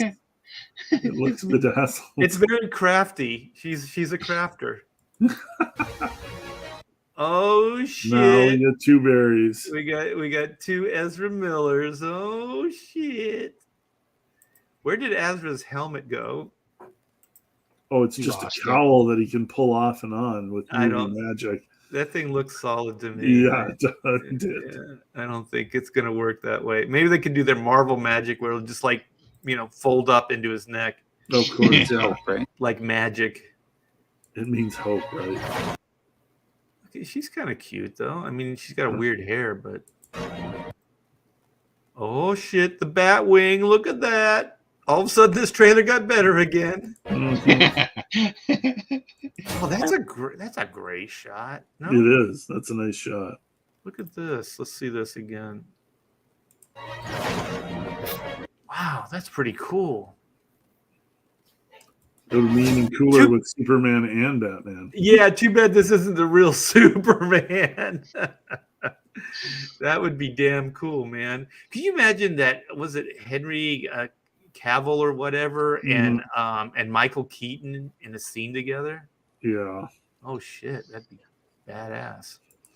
Wait, Eric says he says that I hate everything, but I just said I like the Superman movie. See, I don't hate everything. Yeah, but that's the one movie that everybody else hates. So don't let him bring you down, Rob. Yeah, you believe in that movie. You go. You die on that hill, Rob. I will. I will. With a smile on my face. If I thought. Okay, now she's going turbo. Just to humiliate Batman. I can fly faster than you. Ooh, supersonic.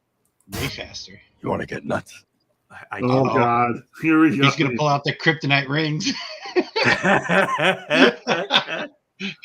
Kryptonite brass knuckles.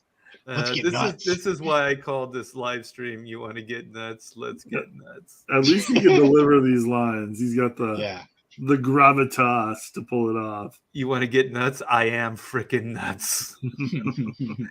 What's he in right here, though? What is he still in the Batcave? It looks like some kind of Batcave. Seems like it, yeah. Yeah, because it looks kind of beat up.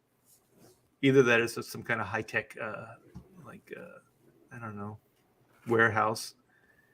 But look at he looks all good, and then you look at his neck, and you go, "That's like this scrawny little neck."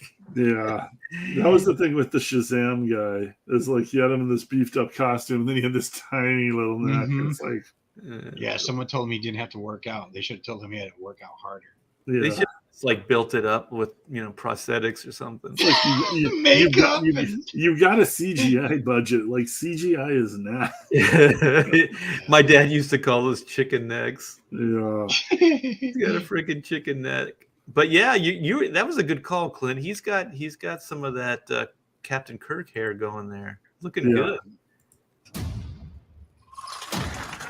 Let's get nuts.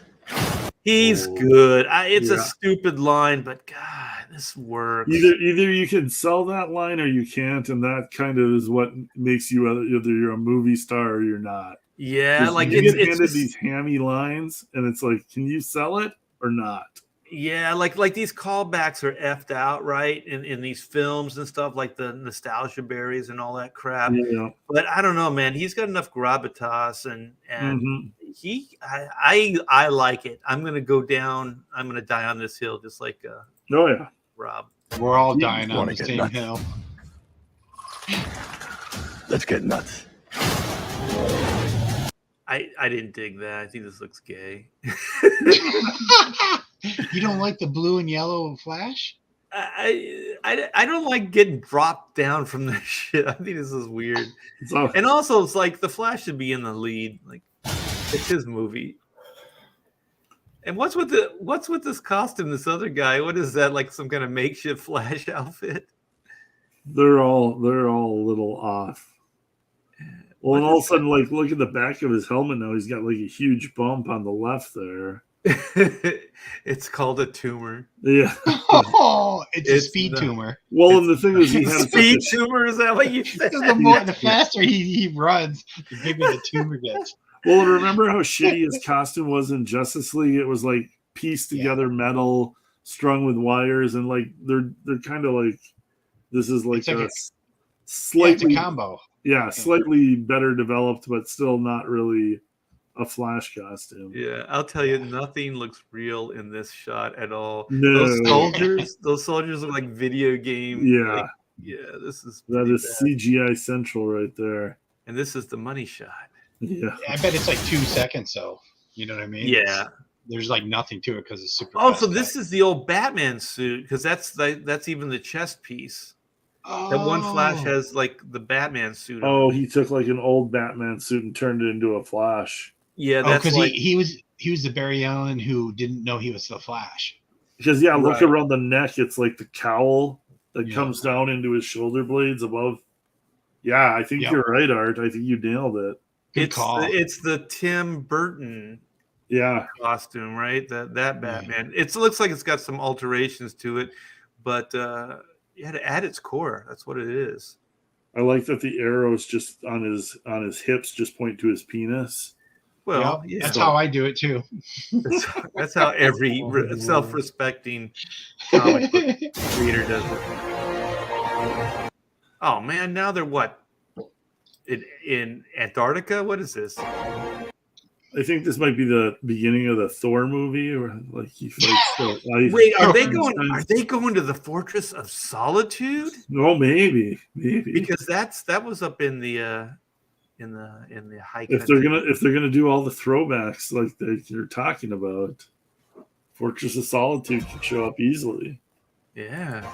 So you're telling me a CG Christopher Reeve is in this? I That's the heard rumor. it's not even a CG. It's actually a found footage or something. It's some cut footage from the original Superman movie. No way. Mhm. That's actually cool. And Linda Carter is in this, and I heard that even Adam West is in this. Get the Whoa, fuck out. really? That's really cool. Yeah. I think that's awesome. Yeah, I have to say I'm more really curious about intrigued by that. this movie. Yeah. And the thing is, it's a Hollywood contrivance. It's like, well, we're not going to sell it based on the merit of the story or anything, but like the gimmicks. But these gimmicks are working for me. I have to Yeah. say. Yeah. Oh, is this the prison where they break out Wait a minute. Supergirl in the first place? I think so. They're not going to the Fortress of Solitude. They're going to this, whatever this is. Yeah, the prison to break out Superwoman or whatever her name is. Okay. Yeah. Better Days with Barry. Okay. I have to undo what I did. These scars we have make us who we are. Oh shit! Make us who we are. I'm drunk out of my mind. Anybody got some tequila? a pack of Pall Malls. He's looking kind of Clint Eastwoody right there. He's Have you ever skinnier. seen anybody who's had more success in life and who looks more miserable every second of his life? And also got just as good looking as he is. Oh yeah, Yeah. like handsome movie star, married Millionaire. Jennifer Garner, now married to J Lo. Just an angry fucker. Life he's should just sad. be on easy all the time for me, and it's just like I hate every second of my life. There's this classic picture of Affleck coming out of his house, and he's like smoking a cigarette and like going to like get coffee or something, and he just looks like the world has just shit on him as hard as it could. And it's like, what the hell do you have to complain about, dude? Maybe He's he doesn't also have a penis. really talented. He's got some respect. Did he win an Academy Award for directing or whatever? Mhm. What movie was that he did? He did Argo. Was it Argo? The Argo. Hostage. Yeah. And then Directing, Goodwill yeah. Hunting. Didn't he write that or create? Yeah, that? Goodwill Hunting. No, Wasn't that he's- fake though? That wasn't really him. Neither one of those guys actually wrote that movie. Goodwill serious? He Hunting. talks about it all the time. Yeah, it's like it's the worst kept secret in Hollywood is that as a marketing gimmick, they said that those two guys wrote the movie, Okay. but they hired some writer and said, we're going to pay you like 4 times your going rate, but you can't tell anybody that you wrote it because we're going to have Ben Affleck and Matt Damon write it. That I wouldn't never, surprise I me never at all. heard that. Wow. Yeah, and they're like, the writer's like, I don't care. Where's my check? Yeah. So, It wouldn't All surprise of me a at all. sudden, I have zero respect for Ben Affleck now. Well, think about it. If those guys wrote that movie together, wouldn't they write more movies together? yeah. They've That's never true. written. They've Yeah. never written another movie since that. And no Hollywood reporter will ever ask them. It's like, you did such a great job writing Good Will Hunting. What's the next movie you guys are gonna write? Nobody asks them that question. So That's true. Yeah, that's interesting. It's a gimmick. It's a sales gimmick. It worked for and it's like, who cares? It's everybody does what they can to get ahead. Yeah, all of a sudden I feel like a sucker. Oh, I got duped by those bastards. But they made some good movies. They do make relatively decent movies. I'm not going to complain about them. For the Hollywood douchebags that are out there that spout off whatever their thing is to sell their movies, like Affleck and Damon, they're tolerable guys. They don't come across as like complete assholes. Yeah, and everything with Ben Affleck seems like it's self-destructive. You know what I mean? Like he's not taking a bunch of people down with him, like Ezra Miller. No, exactly. Yeah, I'll root for Ben Affleck before I'll root for Ezra Miller. I'm meant to go back and fix fix it. So you know what? There might be an Alfred in this version. Oh, but this is totally the stolen Black Widow dropping on her bike. Oh yeah. Yeah, from Age of Ultron. So right. All these movies have such a hard time not stealing from each other. Well, I'll tell you right the now, comic stories, so Batman is no Captain America.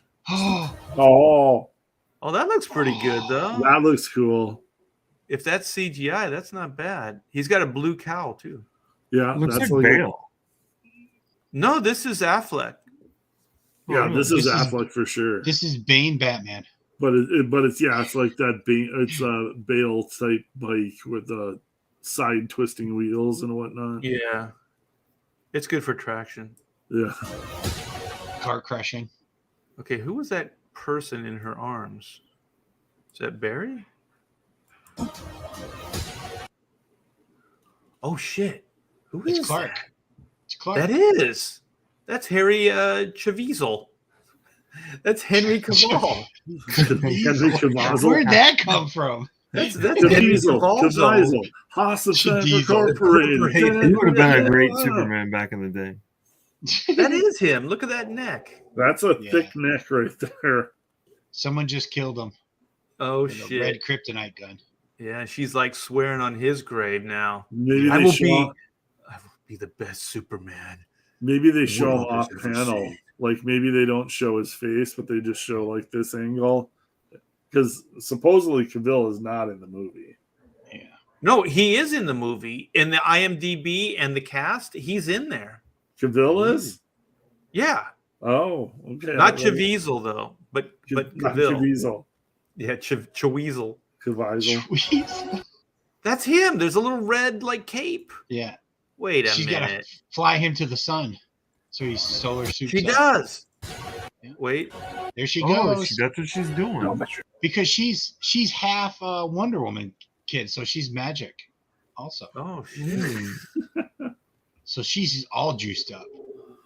Either that or it's Barry, but they haven't showed a scene where Barry doesn't have his shirt on. And to be honest, I don't want to see that. That does look like it could be a Caviezel. They give us a lot of questions that are unanswered, which is what you want in a trailer. Yeah, this looks like a bigger guy. It doesn't look like that. No, that looks more like Cavill. What? Who's this? He looks like Firestar in that costume. Yeah. Yeah, who is this? Oh, it's the star of the movie. Yeah. Oh, he's in the movie? Oh, yeah, he's in the movie. I just stubbed my toe. That girl needs to like cut her bangs or something. Jeez. Yeah, it looks kind of weird. That hair is obnoxious. Wait, why do I see strings? What the hell? Strings attached? Okay, so she's like, what did you do? What did you do? My hair's in my nostril. Two anime jets together. Ooh, there's the Batwing. So what the hell's going on? Does this look like it's He cabled them up. That's what the wire is for. Oh, that's what the wire was. Oh, that's he cool. made him. He pulled a Star Wars. Yeah, he pulled Star Wars on him. For George Lucas move. Yeah, that's cool. So who who are those? Are those the Kryptonians? Yeah, those Yeah, are yeah, that's the Kryptonian Kryptonian ship. ships. So those are Okay. Zod's people. Yep. All right.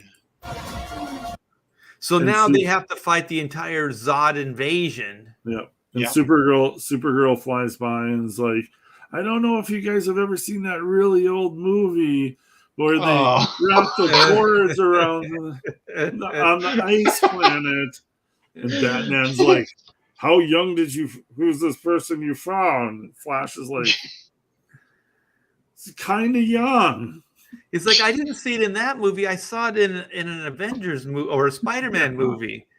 I saw it in a Spider-Man movie. Okay, so that's kind of cool. But wait, so now these guys are going to have to fight the entire Kryptonian invasion? So where's Superman then? Somebody's got to fight him. Art. That's the whole thing. Is Superman's not there? Well, he has to be. It's up to them. He has to be here. It's up to two Flashes, Supergirl, and an over-the-hill Batman. Yeah, maybe Affleck will come into this. Oh, they'll do it. They'll do it. The ultimate, like, just cheese festival. They'll have everybody at the end, like a lineup. It'd be Adam West next to, like Henry Cavill and who was her Burt name? Ward.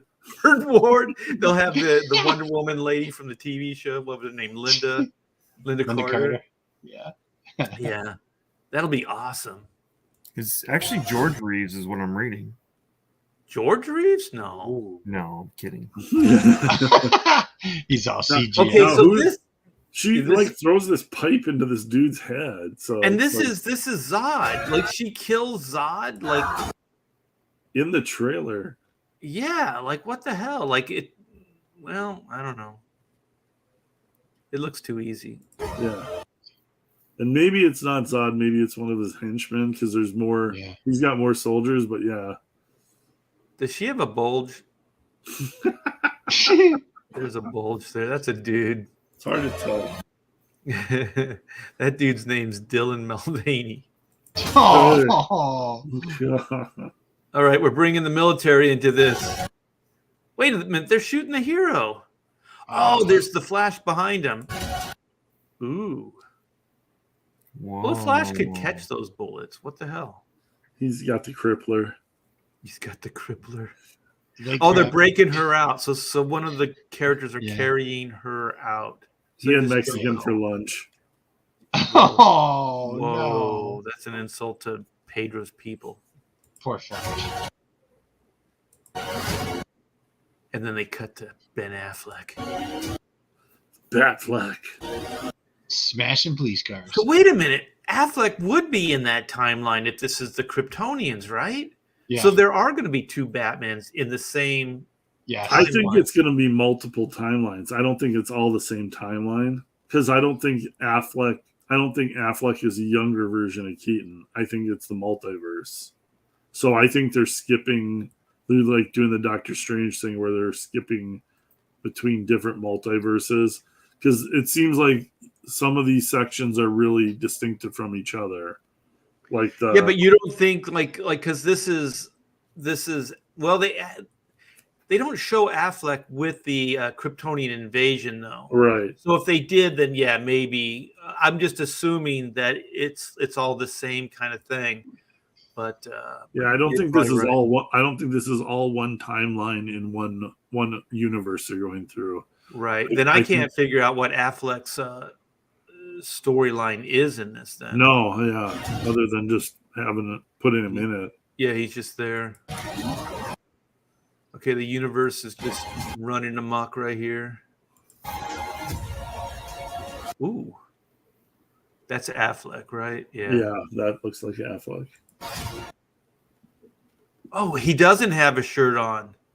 So maybe that was Barry Allen that he was carrying. Yeah. Cool looking. We're not. Oh, look at that face. Oh, my molars. Only your mother could love.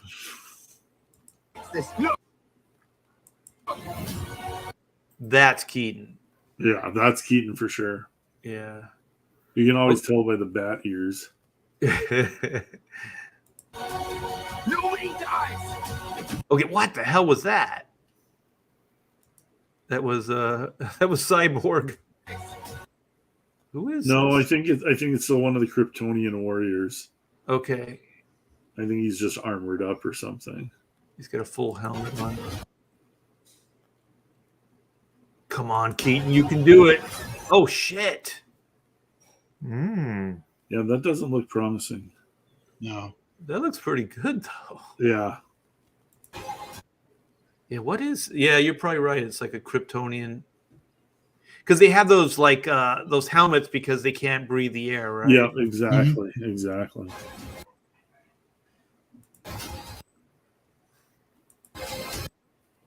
Ooh. Oh, we pulled them out? He just ejected. Yeah. Yeah. Ooh. Not quite Affleck, but No, oh my it's gosh, I'm cool. such a fucking geek. That's cool. Oh, that's cool, man. You know, a lot of times these movies that have Batman in it are done in like dark. If they keep everything really dark, so the effects could be minimal. But to see him in full light like this, that's really cool. Yeah, that is really cool, I and he's agree. still pretty silhouetted. He's just kind of rim lit on the legs and parts of the body, and then that thing's still holding on to the Batwing. That's pretty cool. Oh shit! It's coming at him now. Yeah. Oh fuck! I'm sorry, man. I'm kind of geeking out. What is this? Wow, look at that. What are the emblems of this? Yeah, what is the writing on the ground there? Yeah, it's another clue. Yeah. Oh, it is a Batman movie. What? And then it goes into Superman. I'm more excited about this movie now than I was before.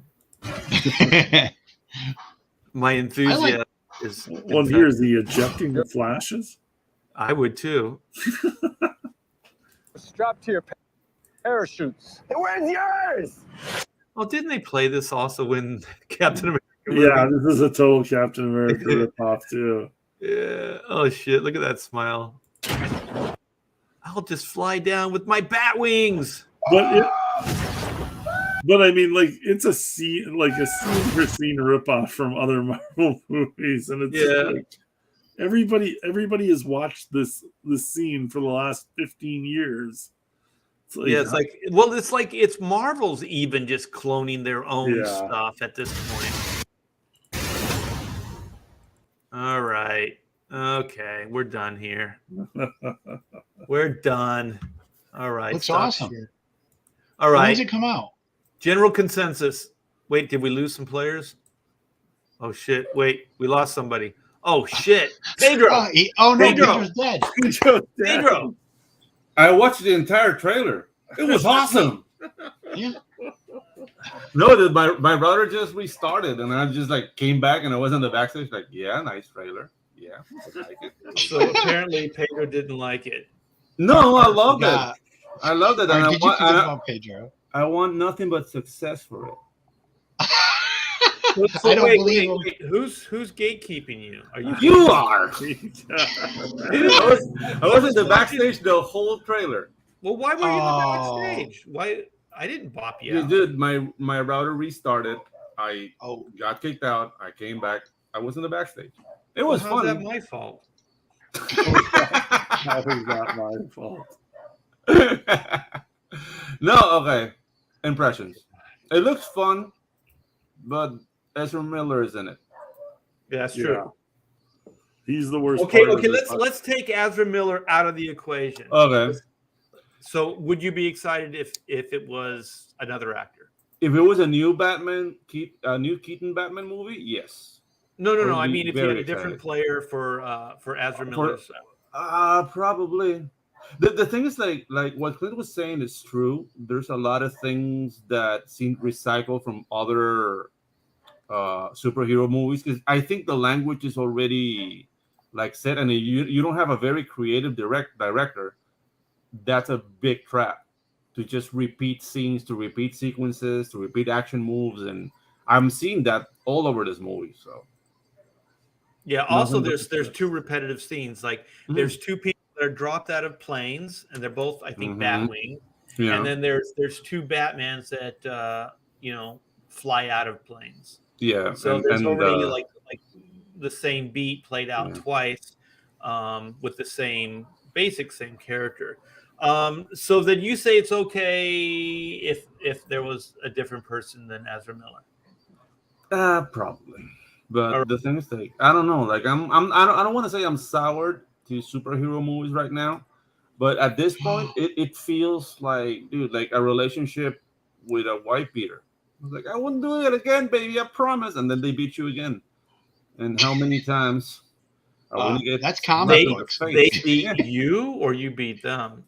Oh yeah, dude. The thing is, like, if it was in Latin America, we'll apply corrections to that. But Can I give my opinion? Yes, Go ahead, please. Todd. Go I'm ahead, tired Todd. of listening to He Pedro. doesn't bother me more than James Gunn helming this thing and being like, I'm gonna make it my own, so all these things that you liked are fucking gone. That bothers me more because this is a fan service movie. Whole fan service, everything about it's fan service. And now you got a guy going, you saw your fan service, now we're doing this thing, and we got different Superman and different Wonder Woman, and you're like, well, why?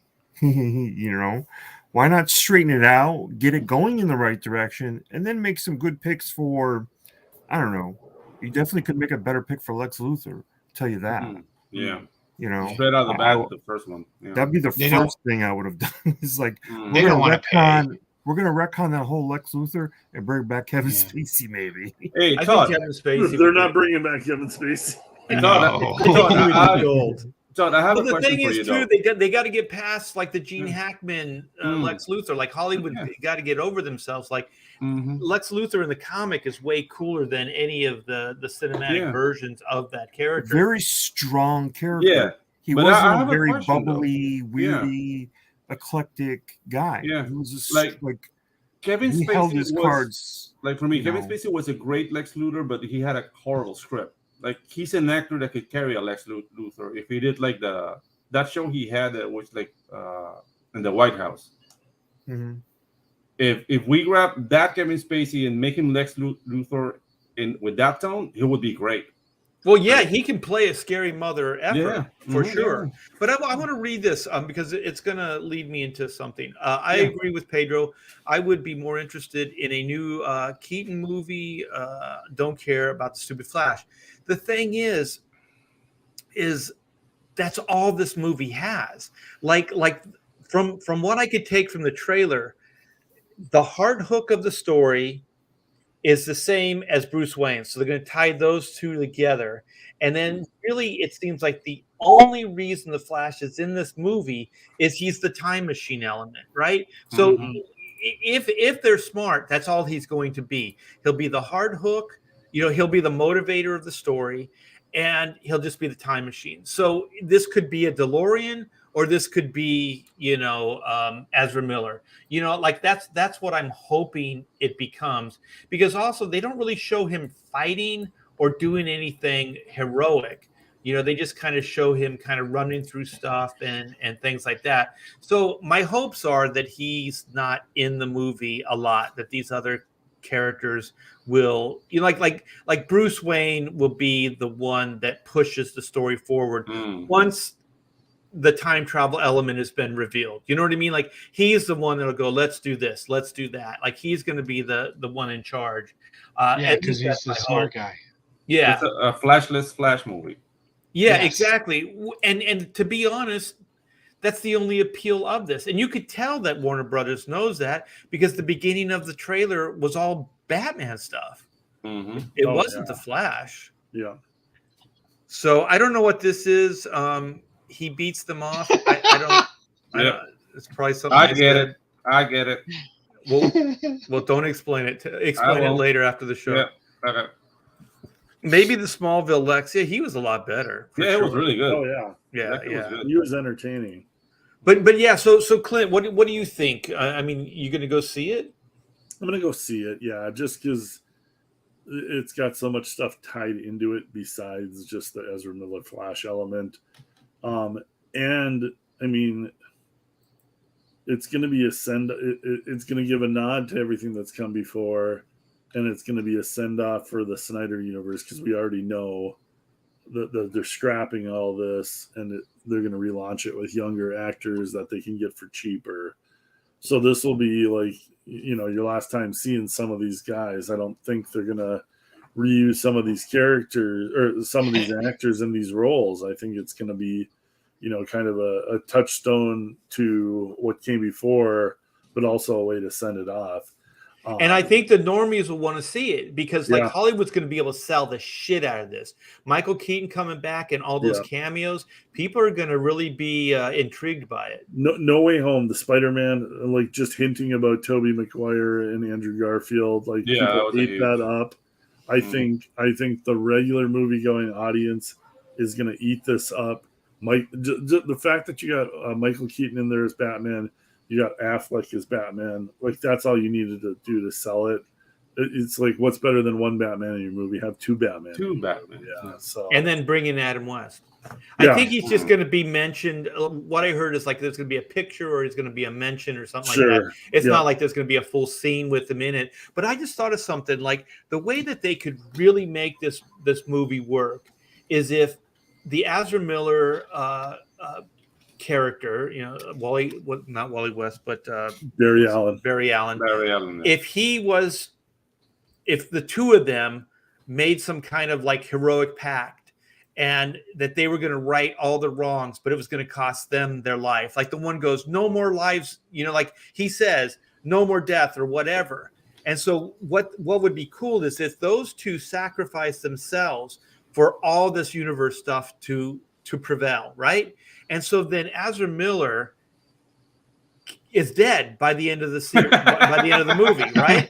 So then everybody it's like a win-win, right? Like it's the ultimate redemption for a jackass, right? Like if you have an asshole, like Vader, right?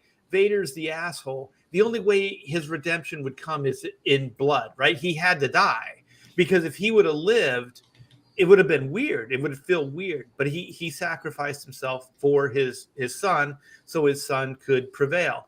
And so if there's something like that with Ezra Miller, then maybe people will be less like hateful to Ezra Miller. I think that ship sailed.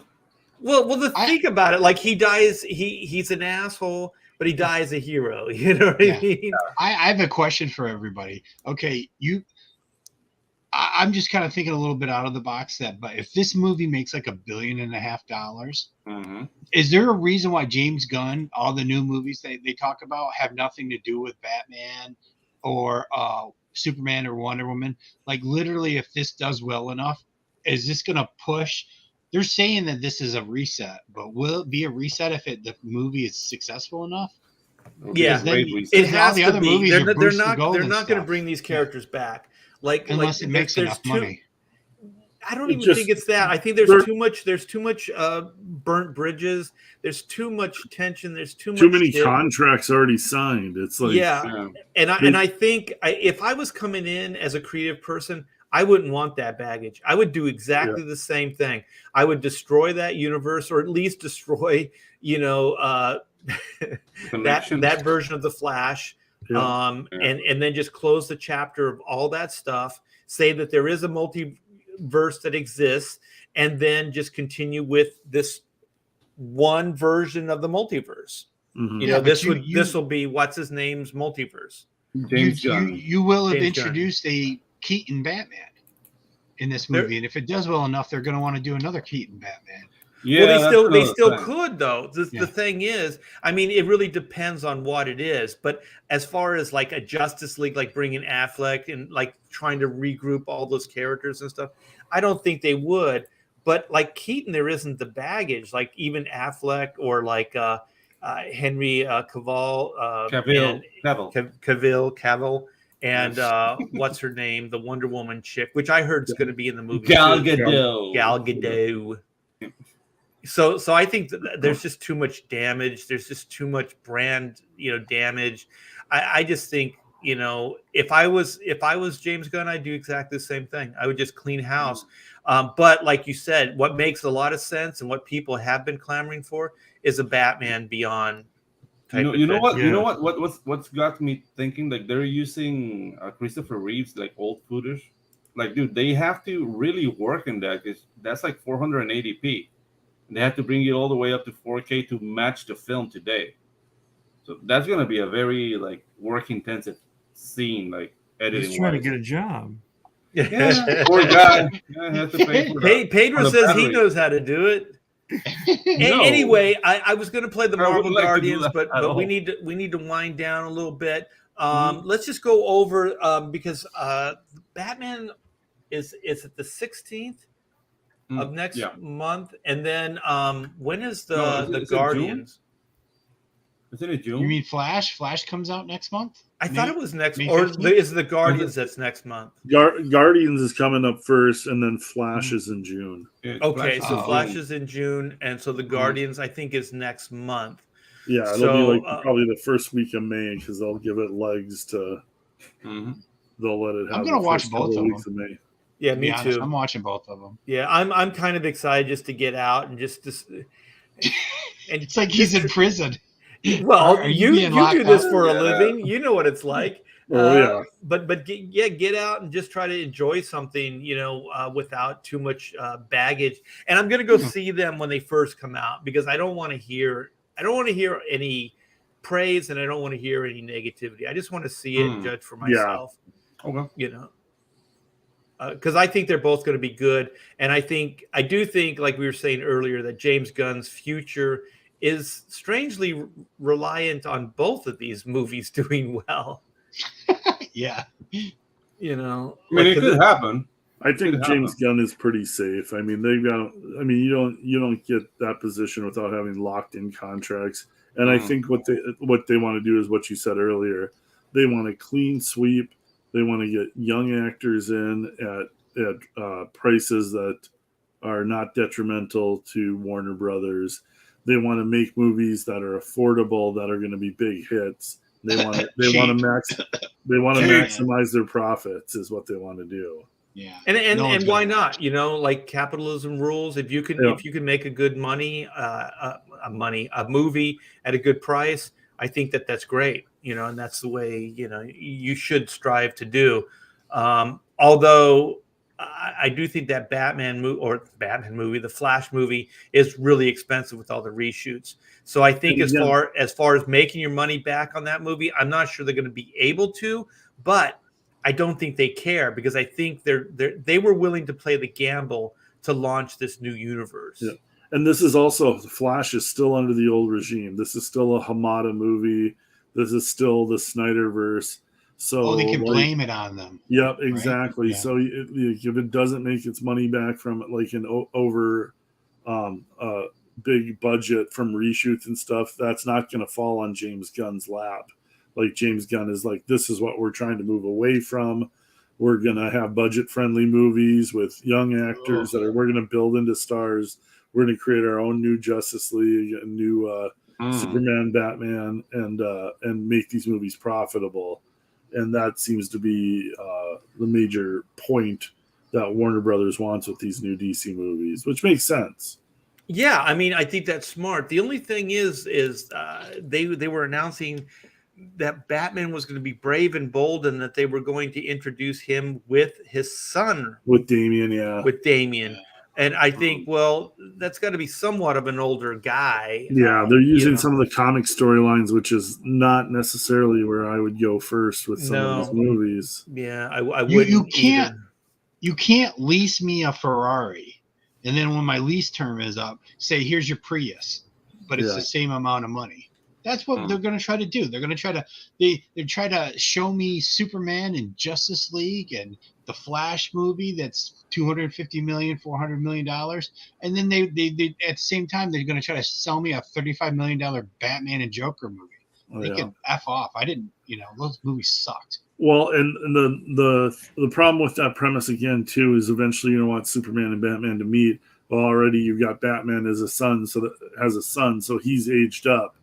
So you're not getting a young Batman meeting the young Superman. You're already which is what they messing said. that up. Yeah. Yeah. Well, the thing is, from what I hear too, is I forget the director's name, but the Batman series that they launched with that Twilight guy. Reeves. Yeah, They're the going to Reeves, Matt keep Reeves. that. Oh yeah, going. they're keeping that because it made money. It made $800 million. Right. So that's going to be like an Elseworlds. They've also kind Yeah. of built in like these Elseworlds type stories. So the thing is, that's going to be the younger Batman. Yeah. So in the James Gunn, if he does the younger Batman, it's like, well, you're already doing it with this other movie. Yeah. So then it becomes redundant. So they're going to go, oh, well, we'll do the Batman as a father figure, kind of thing. And this is how it shows you how still mismanaged it is. Is James Gunn, his whole thing coming in is we're going to get everything under one umbrella. We're going to have control of the movies. We're going to have control of the TV, everything. Oh, except for this Matt Reeves Batman movie that made $700 million.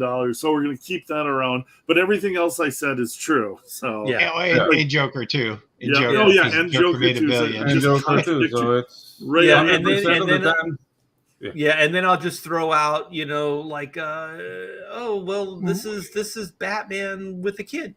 That's how we're gonna move forward. He's a family man. It's I don't know if anybody wants to see that. They just announced today that Cape Crusader, which was not canceled but sort of scrapped at HBO, is moving to Amazon. Now, don't you find that weird? It's still gonna go on. Why wouldn't you keep it in house and keep it close, and see what you need is subscriptions, right? Don't give them away. They need the money. They need money, the Amazon money. Yeah, they need that money. The money. They need that Amazon cash, so that everything must go. Mm-hmm. All right. Well, let's wrap this up. We got a couple campaigns I want to focus on. We got a badass one right now that's going strong. And let's give this thing a little bit of loving. The Superiors. This is Clint Helinski. There's going to be some TNA, you guys. You can obviously see, but this is going to be a superhero tale. Yeah, absolutely. And if anybody in the chat has a wrench that they can throw up the direct link, because you need the direct link to find this campaign on man. Eric has. Eric has, and it's in the description there too. Okay, perfect. Yeah, no worries then. And Eric's always great about putting up links. I always appreciate that. Thank you, Eric. There it is. But Superiors here. We just cracked 10,000 tonight. Not having being on the main comics page has kind of slowed down the roll a little bit, unfortunately, but we're still going strong. And just slightly behind my other campaigns. So, if you haven't checked out this book yet, please do. It's straightforward superheroes. This is my love of 70s, 80s, 90s super team books like Justice League or the Avengers. I've got a bunch of fun homage covers in it. This one's... I haven't seen this. You didn't see this yet? Yellow Flash was a big fan of this campaign, so I drew a little... homage cover to Yellow Flash and thanked him. And as you can see, nice. The woke sleds in the background. The Yellow Flash guy from 2023 is anti-woke like myself. Instead of bowing to woke tards, he's breaking their rules. He's a freedom fighter. And this is this is a direct homage to Flash 139 with the first appearance of Professor Zoom. So this cover is kind of old school, kind of fun. Oh, that's cool. Yeah. Even the woke police patrol. Yeah, absolutely. So a bunch of variant covers, a bunch of homage covers, a lot of fun stuff. My homage to Jim Lee's X-Men 268, my favorite comic. Ooh. And if you love superheroes, if you're sick of the woke bullshit from Marvel and DC, this book's going to do it for you. It's got a ton of action. It's, like I said, straightforward superhero action fun. 48 pages of story. The Superiors, it's set against the multiverse. They're kind of their world's greatest superheroes. Titan is their main character. And there is an evil multiverse variant of Titan who is going from universe to universe and killing all his variants off and absorbing their powers to become the ultimate power throughout the multiverse. And it is up to the Superiors to stop him. Another kind of old school homage type cover. Kind of have been having a lot of fun studying the old styles and kind of mimicking them and doing some kind of fun retro variants for the book here. But yeah, just a lot of fun action. The one you're into tonight, the faces really remind me of Byrne. They were that was on purpose. That's me. That's me sitting and studying a bunch of old John Byrne stuff and mimicking his faces. So yeah, I'm gonna do a live stream directly after this. I posted the link in my Twitter, and I'm gonna post a link in the green room for you guys if anybody wants to come on and hang out for just even a few minutes, BS a little bit after the show. But gonna try and build my channel and do post Pontificators live art stream on Wednesday nights. I realized that I might kind of been neglecting YouTube, and that's kind of where the action is at. So I'm going to try and build my channel up a little bit. So if you guys are in the chat, I don't know if I can drop the link into the chat for the YouTube channel or not, but put it in the private chat and maybe I can do it. Yep, let me give that a whirl here. But yeah, you guys, if you want to see some action, watch Clint create this book. Go check him out after the show and like and subscribe to his channel. Let me see. Here it is. Yeah, if you want to see somebody try and rip off Terry Austin's inking on John Byrne, that's what I'm gonna attempt. It's your attempt. Okay, I got it. Clint Olinsky, YouTube, copy. Let's do this. All right, comments. I'm back. Sweet. There you go. There you go, Clint. Yeah, this is a link to his YouTube channel. Go by and subscribe. Good stuff. You're gonna get to see Clint bring this book to life. So that's great stuff, Clint. And congratulations, man. I know that you know the Indiegogo issues are happening with this campaign.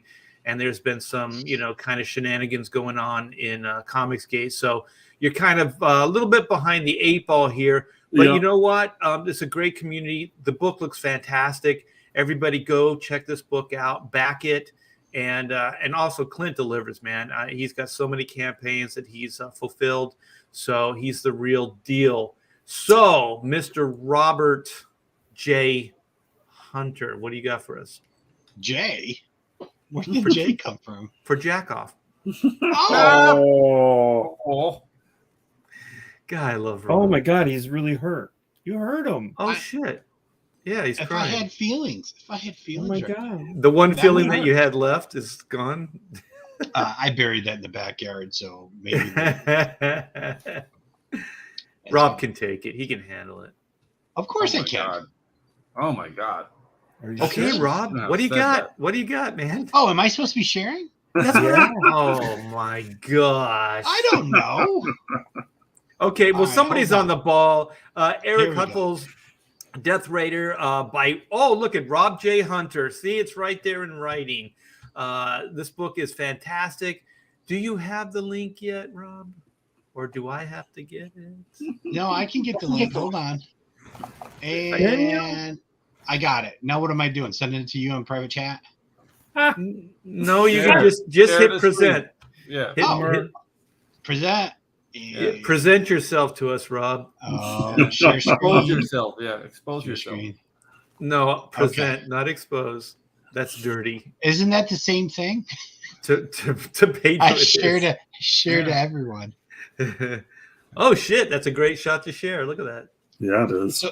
So this is in the update, and this is Team Core. This is the team who gets ambushed, and right up front, that is Death Raider when he still has his legs. Oh shit. So A full Death Raider. Nice. but not soon after they all get killed, and he gets ripped apart. Oh my gosh. Poor Death Raider. Very cool. I haven't But been in the updates. the beginning is or the end is just the beginning, right, Rob? Yeah, of course. That's where he builds the Death armor or the Death Raider armor. That's where it all starts. Okay. So his name is not Death Raider. No, his name is it's Staff Sergeant Moore. So his last name's Moore. Okay. And I keep changing his first name. His first name is Lady, and then his Lady. last name is Death. Oh, wait. That sounds like lawsuit. Copyright. Yeah. Yeah. Here's the cover everybody likes. That I'm thing's hoping they still like sweet. it after it gets colored. Sweet So, baby Christmas. But it's a fast-paced action story where you get to see if you're into some cool soldier action, explosions, robot, cyborg, because it's a cyberpunk story, so it's a little bit into the future. But and they have to fight off an alien invasion. An alien infiltration is actually what it is. And how are they going to take on an entire galactic empire? Just Death Raider and his co-star Anna. So that's pretty much a really fast, I'm full of Mountain Dew explanation of the story. And you get to see aliens and cyborgs and lots of robots and Death Raider ripping apart lots of the bad guys. Well, they're saying the Art of Roy says his first name should be Rob. Wait, that's a good sounding Rob. It's too on track. Is it? It's too much. What if his first name was Hunter? Oh, there you go. Yeah. Hunter Raider. Hunter Raider. Ooh. Yeah. That sounds great. All right. I just trademarked it. You can't have it. Yeah. Son of a. Wait, I already got the T-shirt machine started. What are you talking about, man? I already got the T-shirts running. As soon as you guys say that stuff, I type it. I type it into the T-shirt machine, and I'm like, oh, sorry. The T-shirt machine. I like that. Yeah. I got that patented. It makes T-shirts and it creates websites all in the same. And it trademarks. It trademarks all in the same. Yeah. Is that not a thing anymore? The T-shirt machine. Oh, you know it is. Oh, you know. Oh, okay. Mr. Mulrooney, what do you got, man? Actually, I don't have anything to say, but I do want to say this. I kept my mouth shut and I didn't say anything because I honestly didn't think Travis Charest was going to do a full issue. I thought it was going to be shoehorned in there that somebody did a bunch of the pages or whatever, but he did. He came through with a full issue. It's colored terribly. Yeah. Absolutely terribly. It's the worst coloring job I've ever seen. So it doesn't do anything to enhance his art. But I don't know. Did he do the coloring? Travis Charest would be like the number one guy if this is how he was. You know what I mean? No, if he did his style like he's doing it right now, he would have never gotten noticed that he did. Like everything, he's kind of lost everything that made him look great, and now he's like heavily photo referenced. Obviously, he always had a little bit of that to his stuff, but he had that uber realism, and it's disappointing to see. It looks all digital too. It looks like he's using a lot of brushes and a lot of cheats and stuff like that. But you know what? It's still really good. I mean, he's definitely a craftsman. Oh, it's not bad. It's just compared to him at his height, it's just like he was really, really good. He was really, really good. He's entered your older stuff. Your older stuff was better phase. He did Clint Holinsky quote that'll go across the top of the book. Oh yeah, he was really, really good. He once was good. Yeah. I would rather see better than me. Even at his worst, he's better than me on my best day. I would rather see a less is more Travis Charest than this. Yeah. You know what I mean? You like 4 pages every 4 years? No. I mean, as far as like detail, less is more. The thing is, it's his first comic in 25 years. It's like, what the hell have you been doing? Well, he worked for that French company, right? But that was like Metabarons. That was 25 years ago. What? Yeah, it was 25 years ago. Yeah. So wait, real quick. What's the best Travis Charest? That X-Men Wildcats versus X-Men and his early Wildcats, and even some of his there was like the Wildcats before they did the relaunch, like that tail end, and then those first couple of issues where he did full issues of Wildcats, like 1 and 2, and then Wildcats versus X-Men. Like even those Iron Man pages were really good. Well, yeah, he did like one short little Avengers story that C.B. Cebulski wrote. It's like 10 pages, and I mean that stuff was nothing happened in the story, but it was gorgeous artwork. Yeah, Is the that where stuff like that I half like, those Marvel artists ripped off those pages for the last 10 years? I think so. Yeah. For me, it's like a Space Girl. Is that what? Oh it's yeah, called? Space Yeah. Girl That's is Is really good. really is really good.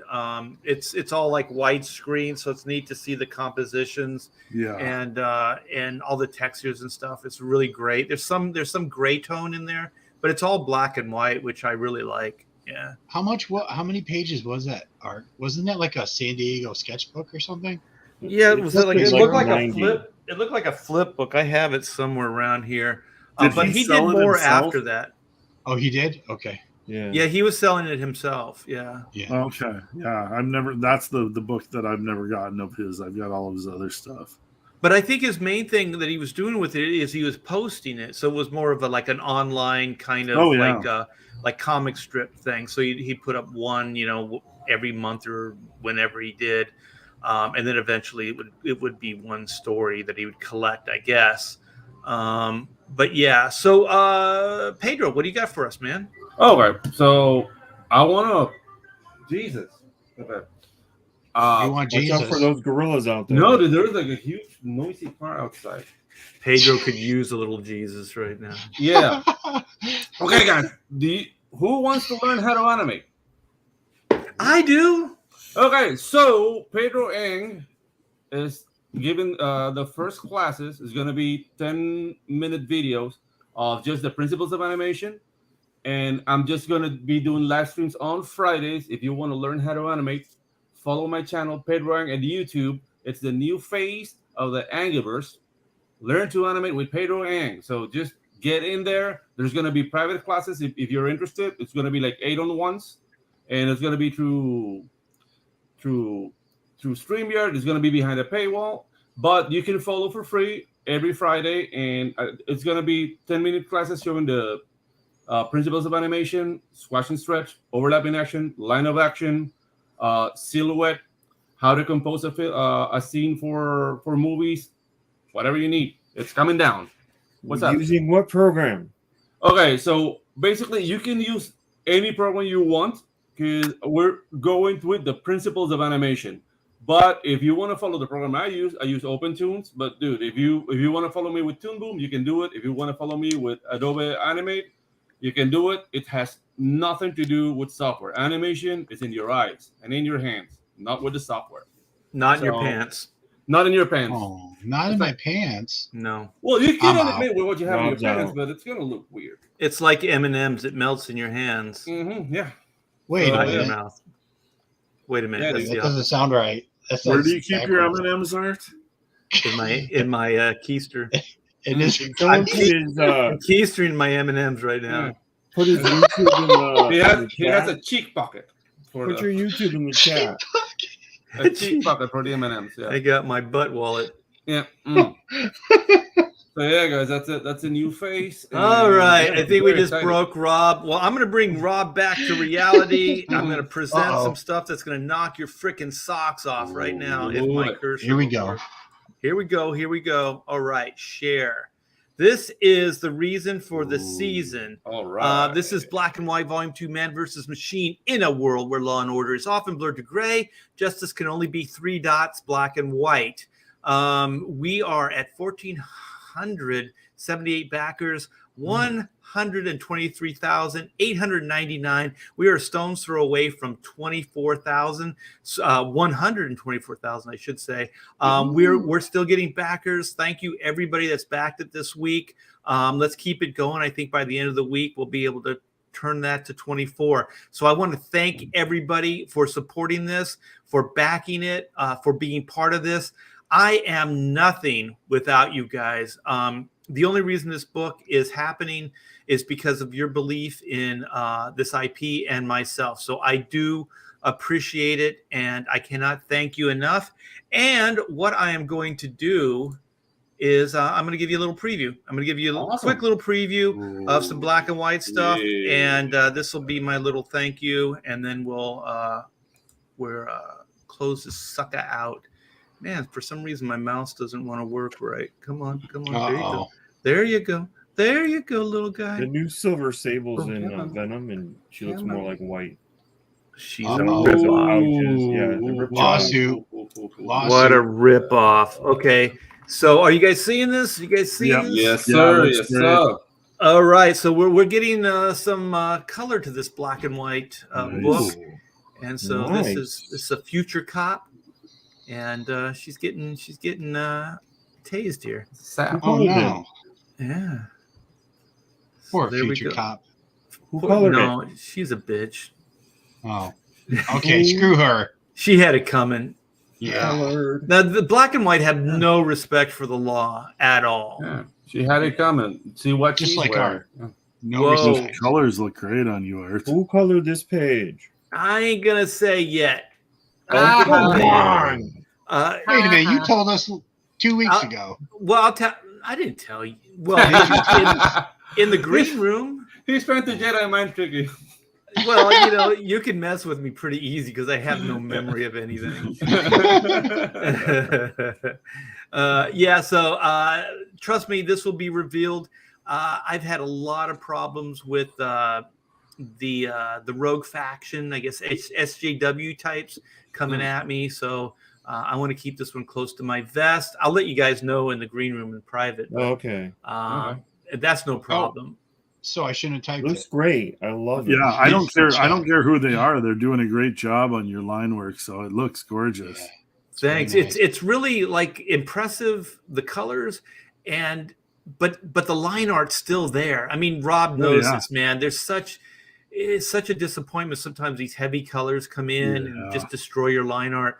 But this stuff actually works with the line art, and I'm Yeah. very happy with that.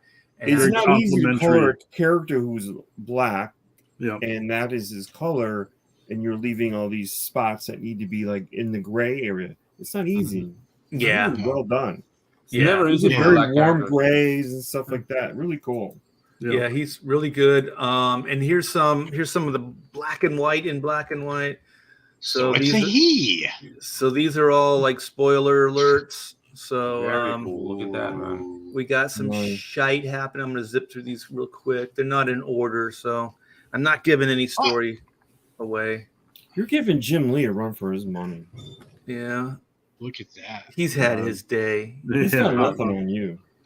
Jim just does covers nowadays. Yeah, anyways. That's all he His needs. sequentials are they're boring. Jim, who? Exactly. Exactly.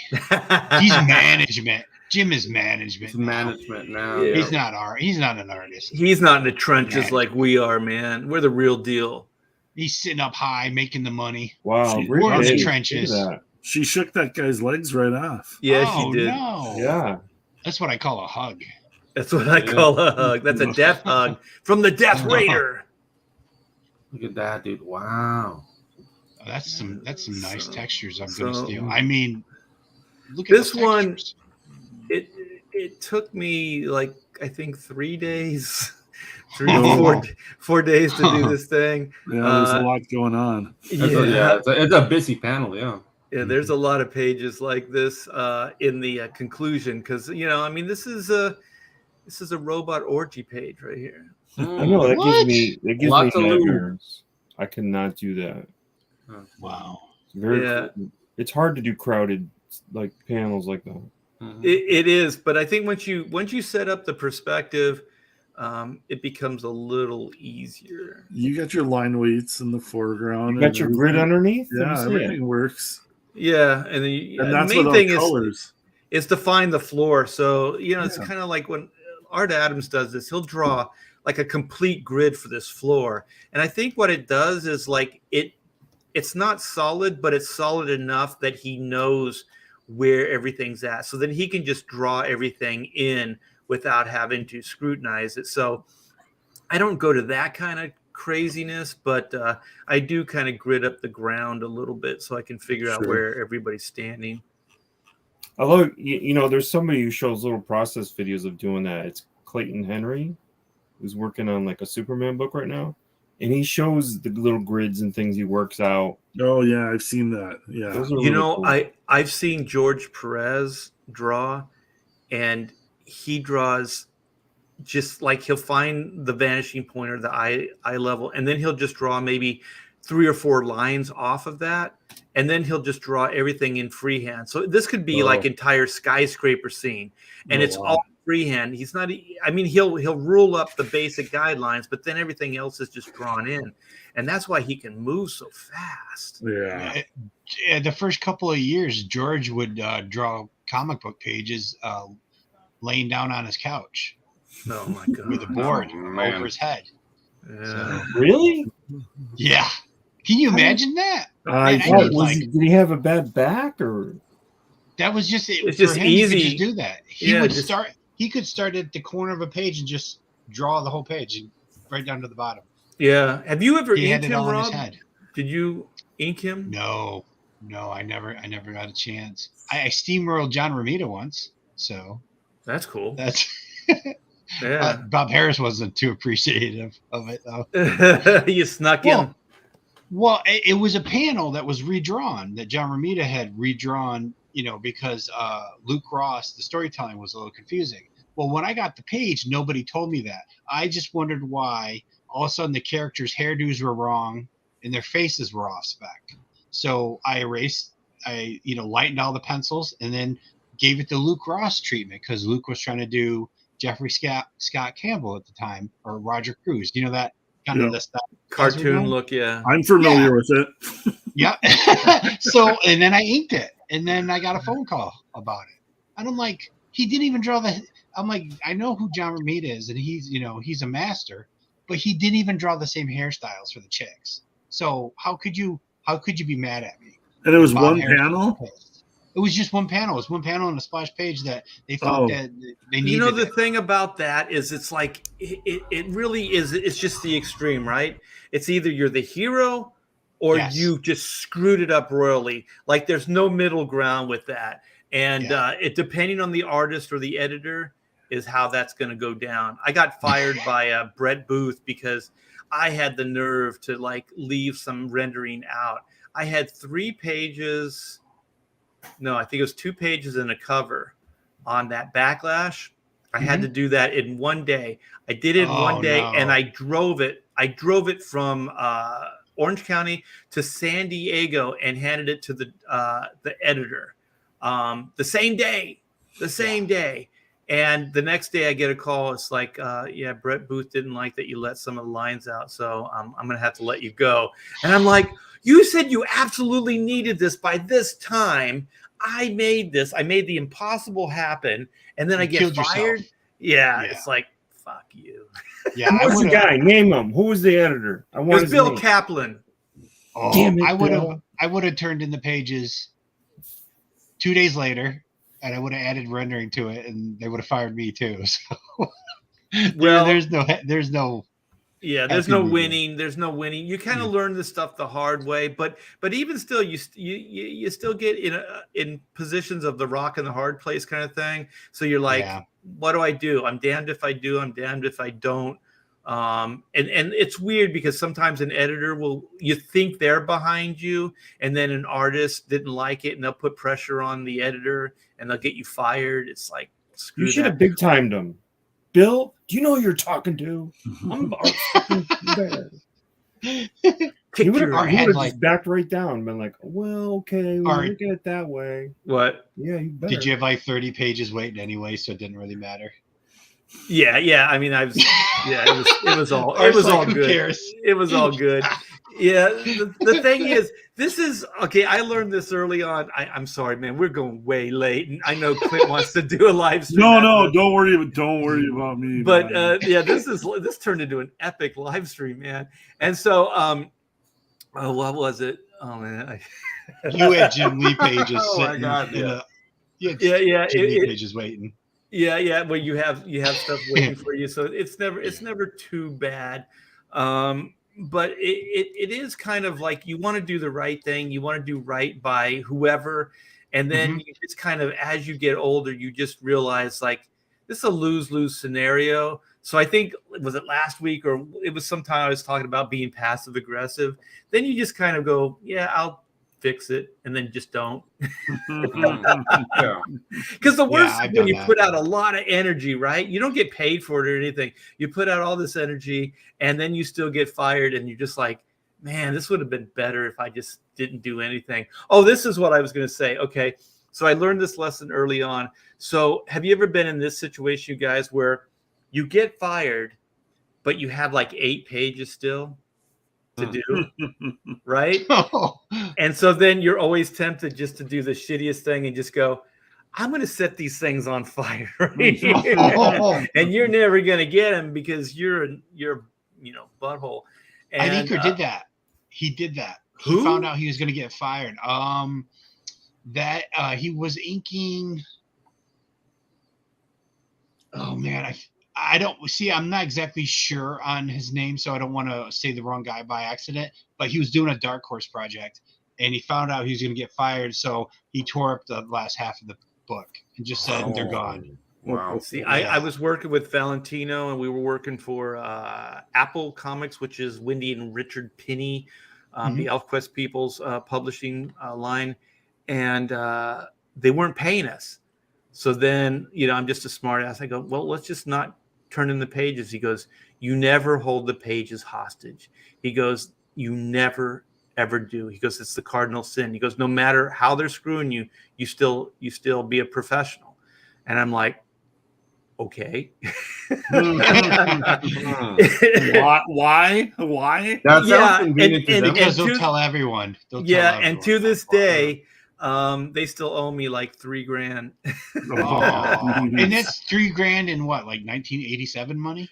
It's $3,000 that I needed because I was broke and I was living hand to mouth. Like I could have really used that money, But so you take that $3,000 in 1987, you see how much gold that would have bought in 87, and now you equate that same amount of gold to 2023. So let me run this for $150,000. Well, speaking of suing, let me run this guy you and you see if any of you guys have ever heard of this law. Is if it's copyrighted character and they publish it without paying you for it. Oh yeah. Yes. That you can sue them for part of the copyright because they're printing work by you of their character that they did not pay for. I've never heard of that, but you can call the printer and you can tell. Well, and if it goes to print and it's in print, yeah, you could stop it at the printer, but you even have more power if it goes to print. If a book goes to print on a copyrighted character that they own and they have not paid you for the work, you can sue them for a portion of the copyright to some extent. Like, I am not 100% sure that this is accurate, but I think it could be, and it's kind of like one of those kind of unknown little copyright. I think it's kind of true because Marvel and DC would jump over. They would, whenever I told them that they had missed a payment or something, they would freak out. Especially if it was a book was coming out that week. If the book was coming out, a check would show up. Yeah. Because the printer thing was kind of like how they can put a lien on your house if you owe somebody money and stuff like that. So is that kind of the thing? Like a printer can't go to print. It's like you're putting a lien on the deal. So they have to pay you. The publisher has to pay you for the work before they print it, so you can kind of hold up the printing. Yep. Your lawyer can call the printer up and say, "Hey, there's a what is it? A juncture or something? Injunction, something like that. Injunction, injunction on this, and you can. You'd have to talk to a lawyer. A lawyer would probably have a better idea of this, but he'd probably say you'll never work again if you do this. Well, but if you could own a small percentage of a big name IP. And you have a really good lawyer and you really want to go after them. Like, imagine just getting a little piece of an IP at Marvel or DC because they didn't pay you on time and the book went out to print and you haven't been paid. It probably wouldn't happen there, but like Image, Dark Horse, that kind of thing. And especially on license, when they're licensing it from somebody else and they screw up like that. Yeah, that's a big This was a licensing deal. This was Myth Adventures. So they're based on the Robert Asprin novels. Oh, so Myth Adventures? Yeah, it was on Myth Adventures. Oh, Stephen Oz? Yeah. That was my first gig. That was my first. Yeah. No way. I love those books. Yeah, it was good times. But like what they would do is they would give us an upfront against back end. So like Warp Graphics, they later were Apple Graphics or whatever the hell they were, and so they would give us an upfront.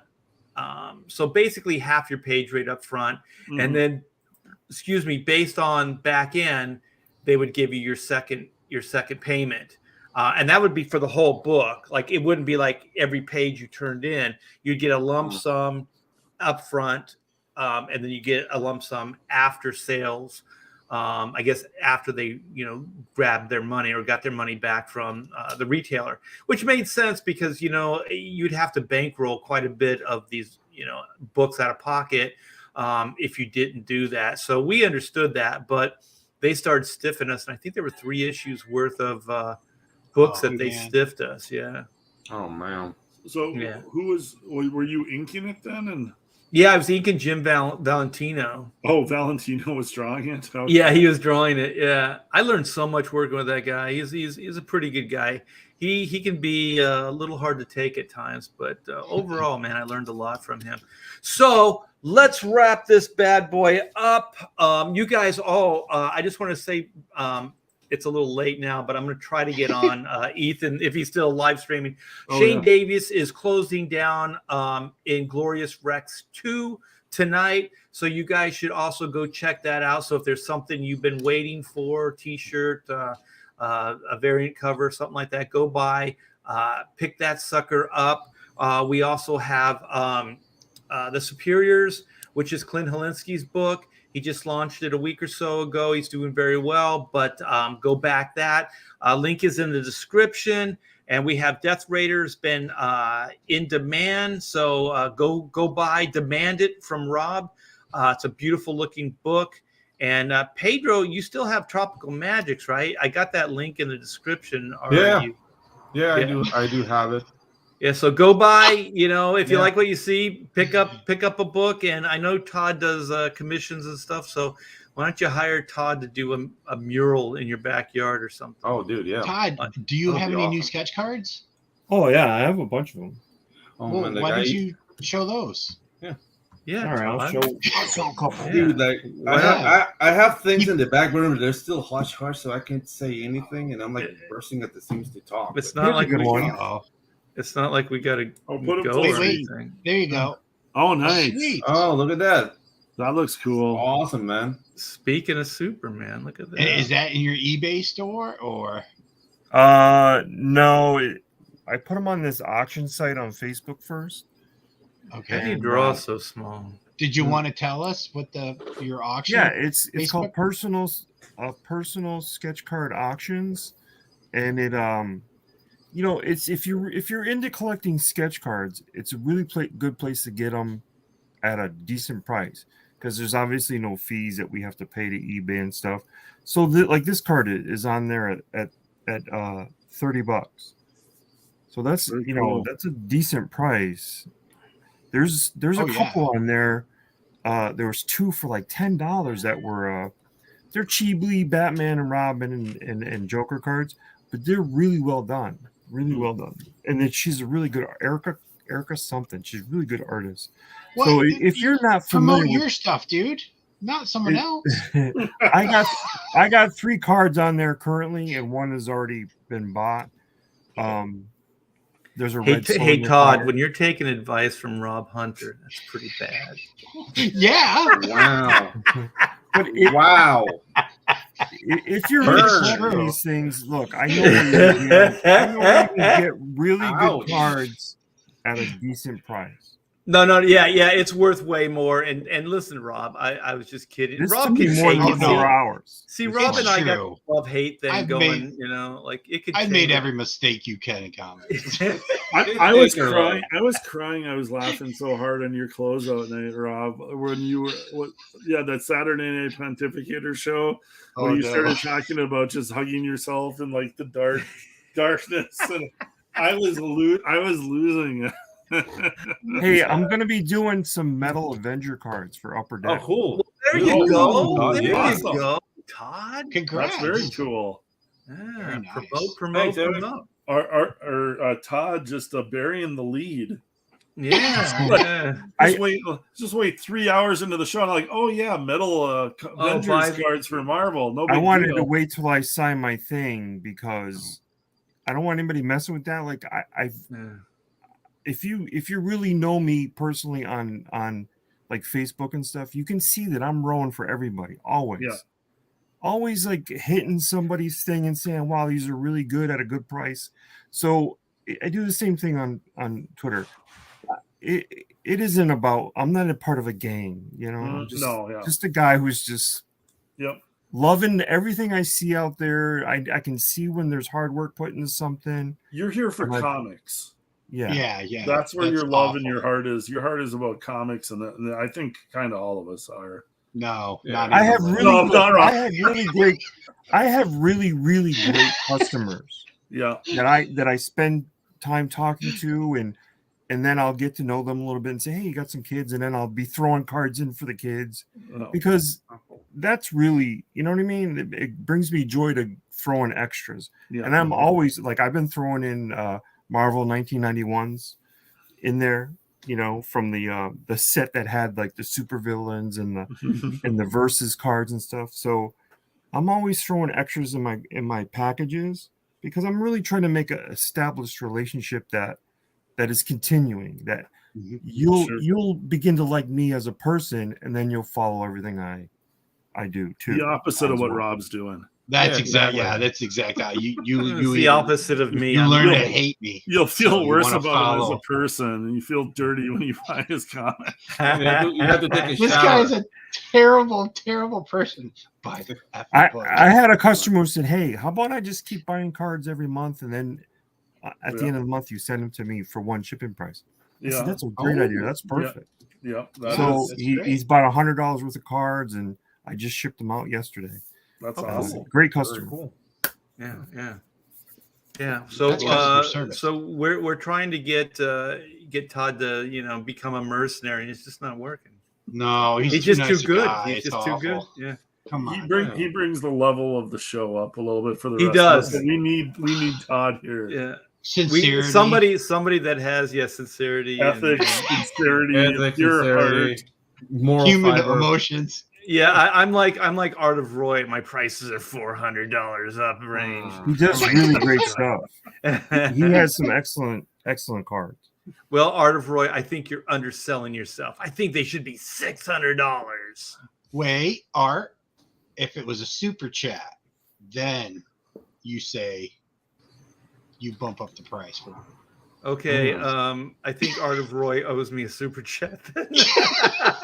Oh my God! For your sketch cards. We're gonna hang out here till Art of Roy gets now we're the hostages. I've seen Smiller get 200 and more for some of his cards. Well, if he's getting 200, I'm gonna start. Art of Roy, we should get. I'm still waiting for that super chat. Jesus. I forget how much people love those original sketch cards, man. That is never worked in the day. Dude, yeah, it's hard to draw small. Cases of them. Glasshouse had cases of those things. Oh, Glasshouse. That's who I did stuff for. Oh, I did it for them too. And at one point they 400 said, hey, sketch cards. Yeah, they were gonna send me 1,000, and I was like, oh man, I'm back on Alpha Flight. I can't. Was that Ken Petey? Was that yes. Ken Petey? Oh God. I would still wouldn't be working if they sent me those sketch cards. I would have just not done any of them, and then someone would have told me like 4 years later, hey dude, those sketch cards is going for like $300 a shot. Well, that was the thing, is like I put them out there, and then people would put them up on eBay, and I'd be like, holy shit, I can't believe how much those are going for. And they were selling. I'm like, I should have held on to a few. Especially 1,000 of them. I mean it this time. We are we are gonna call this one. It is almost 10 o'clock. Are we gonna call it 11 my time? I'm gonna call it. I'm gonna call this sketch cards. I'm gonna call it. Dude, I think I'm gonna push my live sketch chat to next week. To next week, yeah. It was well, you guys, all of us have books, all of us have campaigns, all of us have stuff. So you can support us. I think Clint's really working on his his YouTube channel. So go by. It doesn't cost you anything to subscribe. And Yes, we please. will see you next week on Pontificators Live. Thanks to everybody in the chat, and thanks to all my guests. You guys are the best. Take care.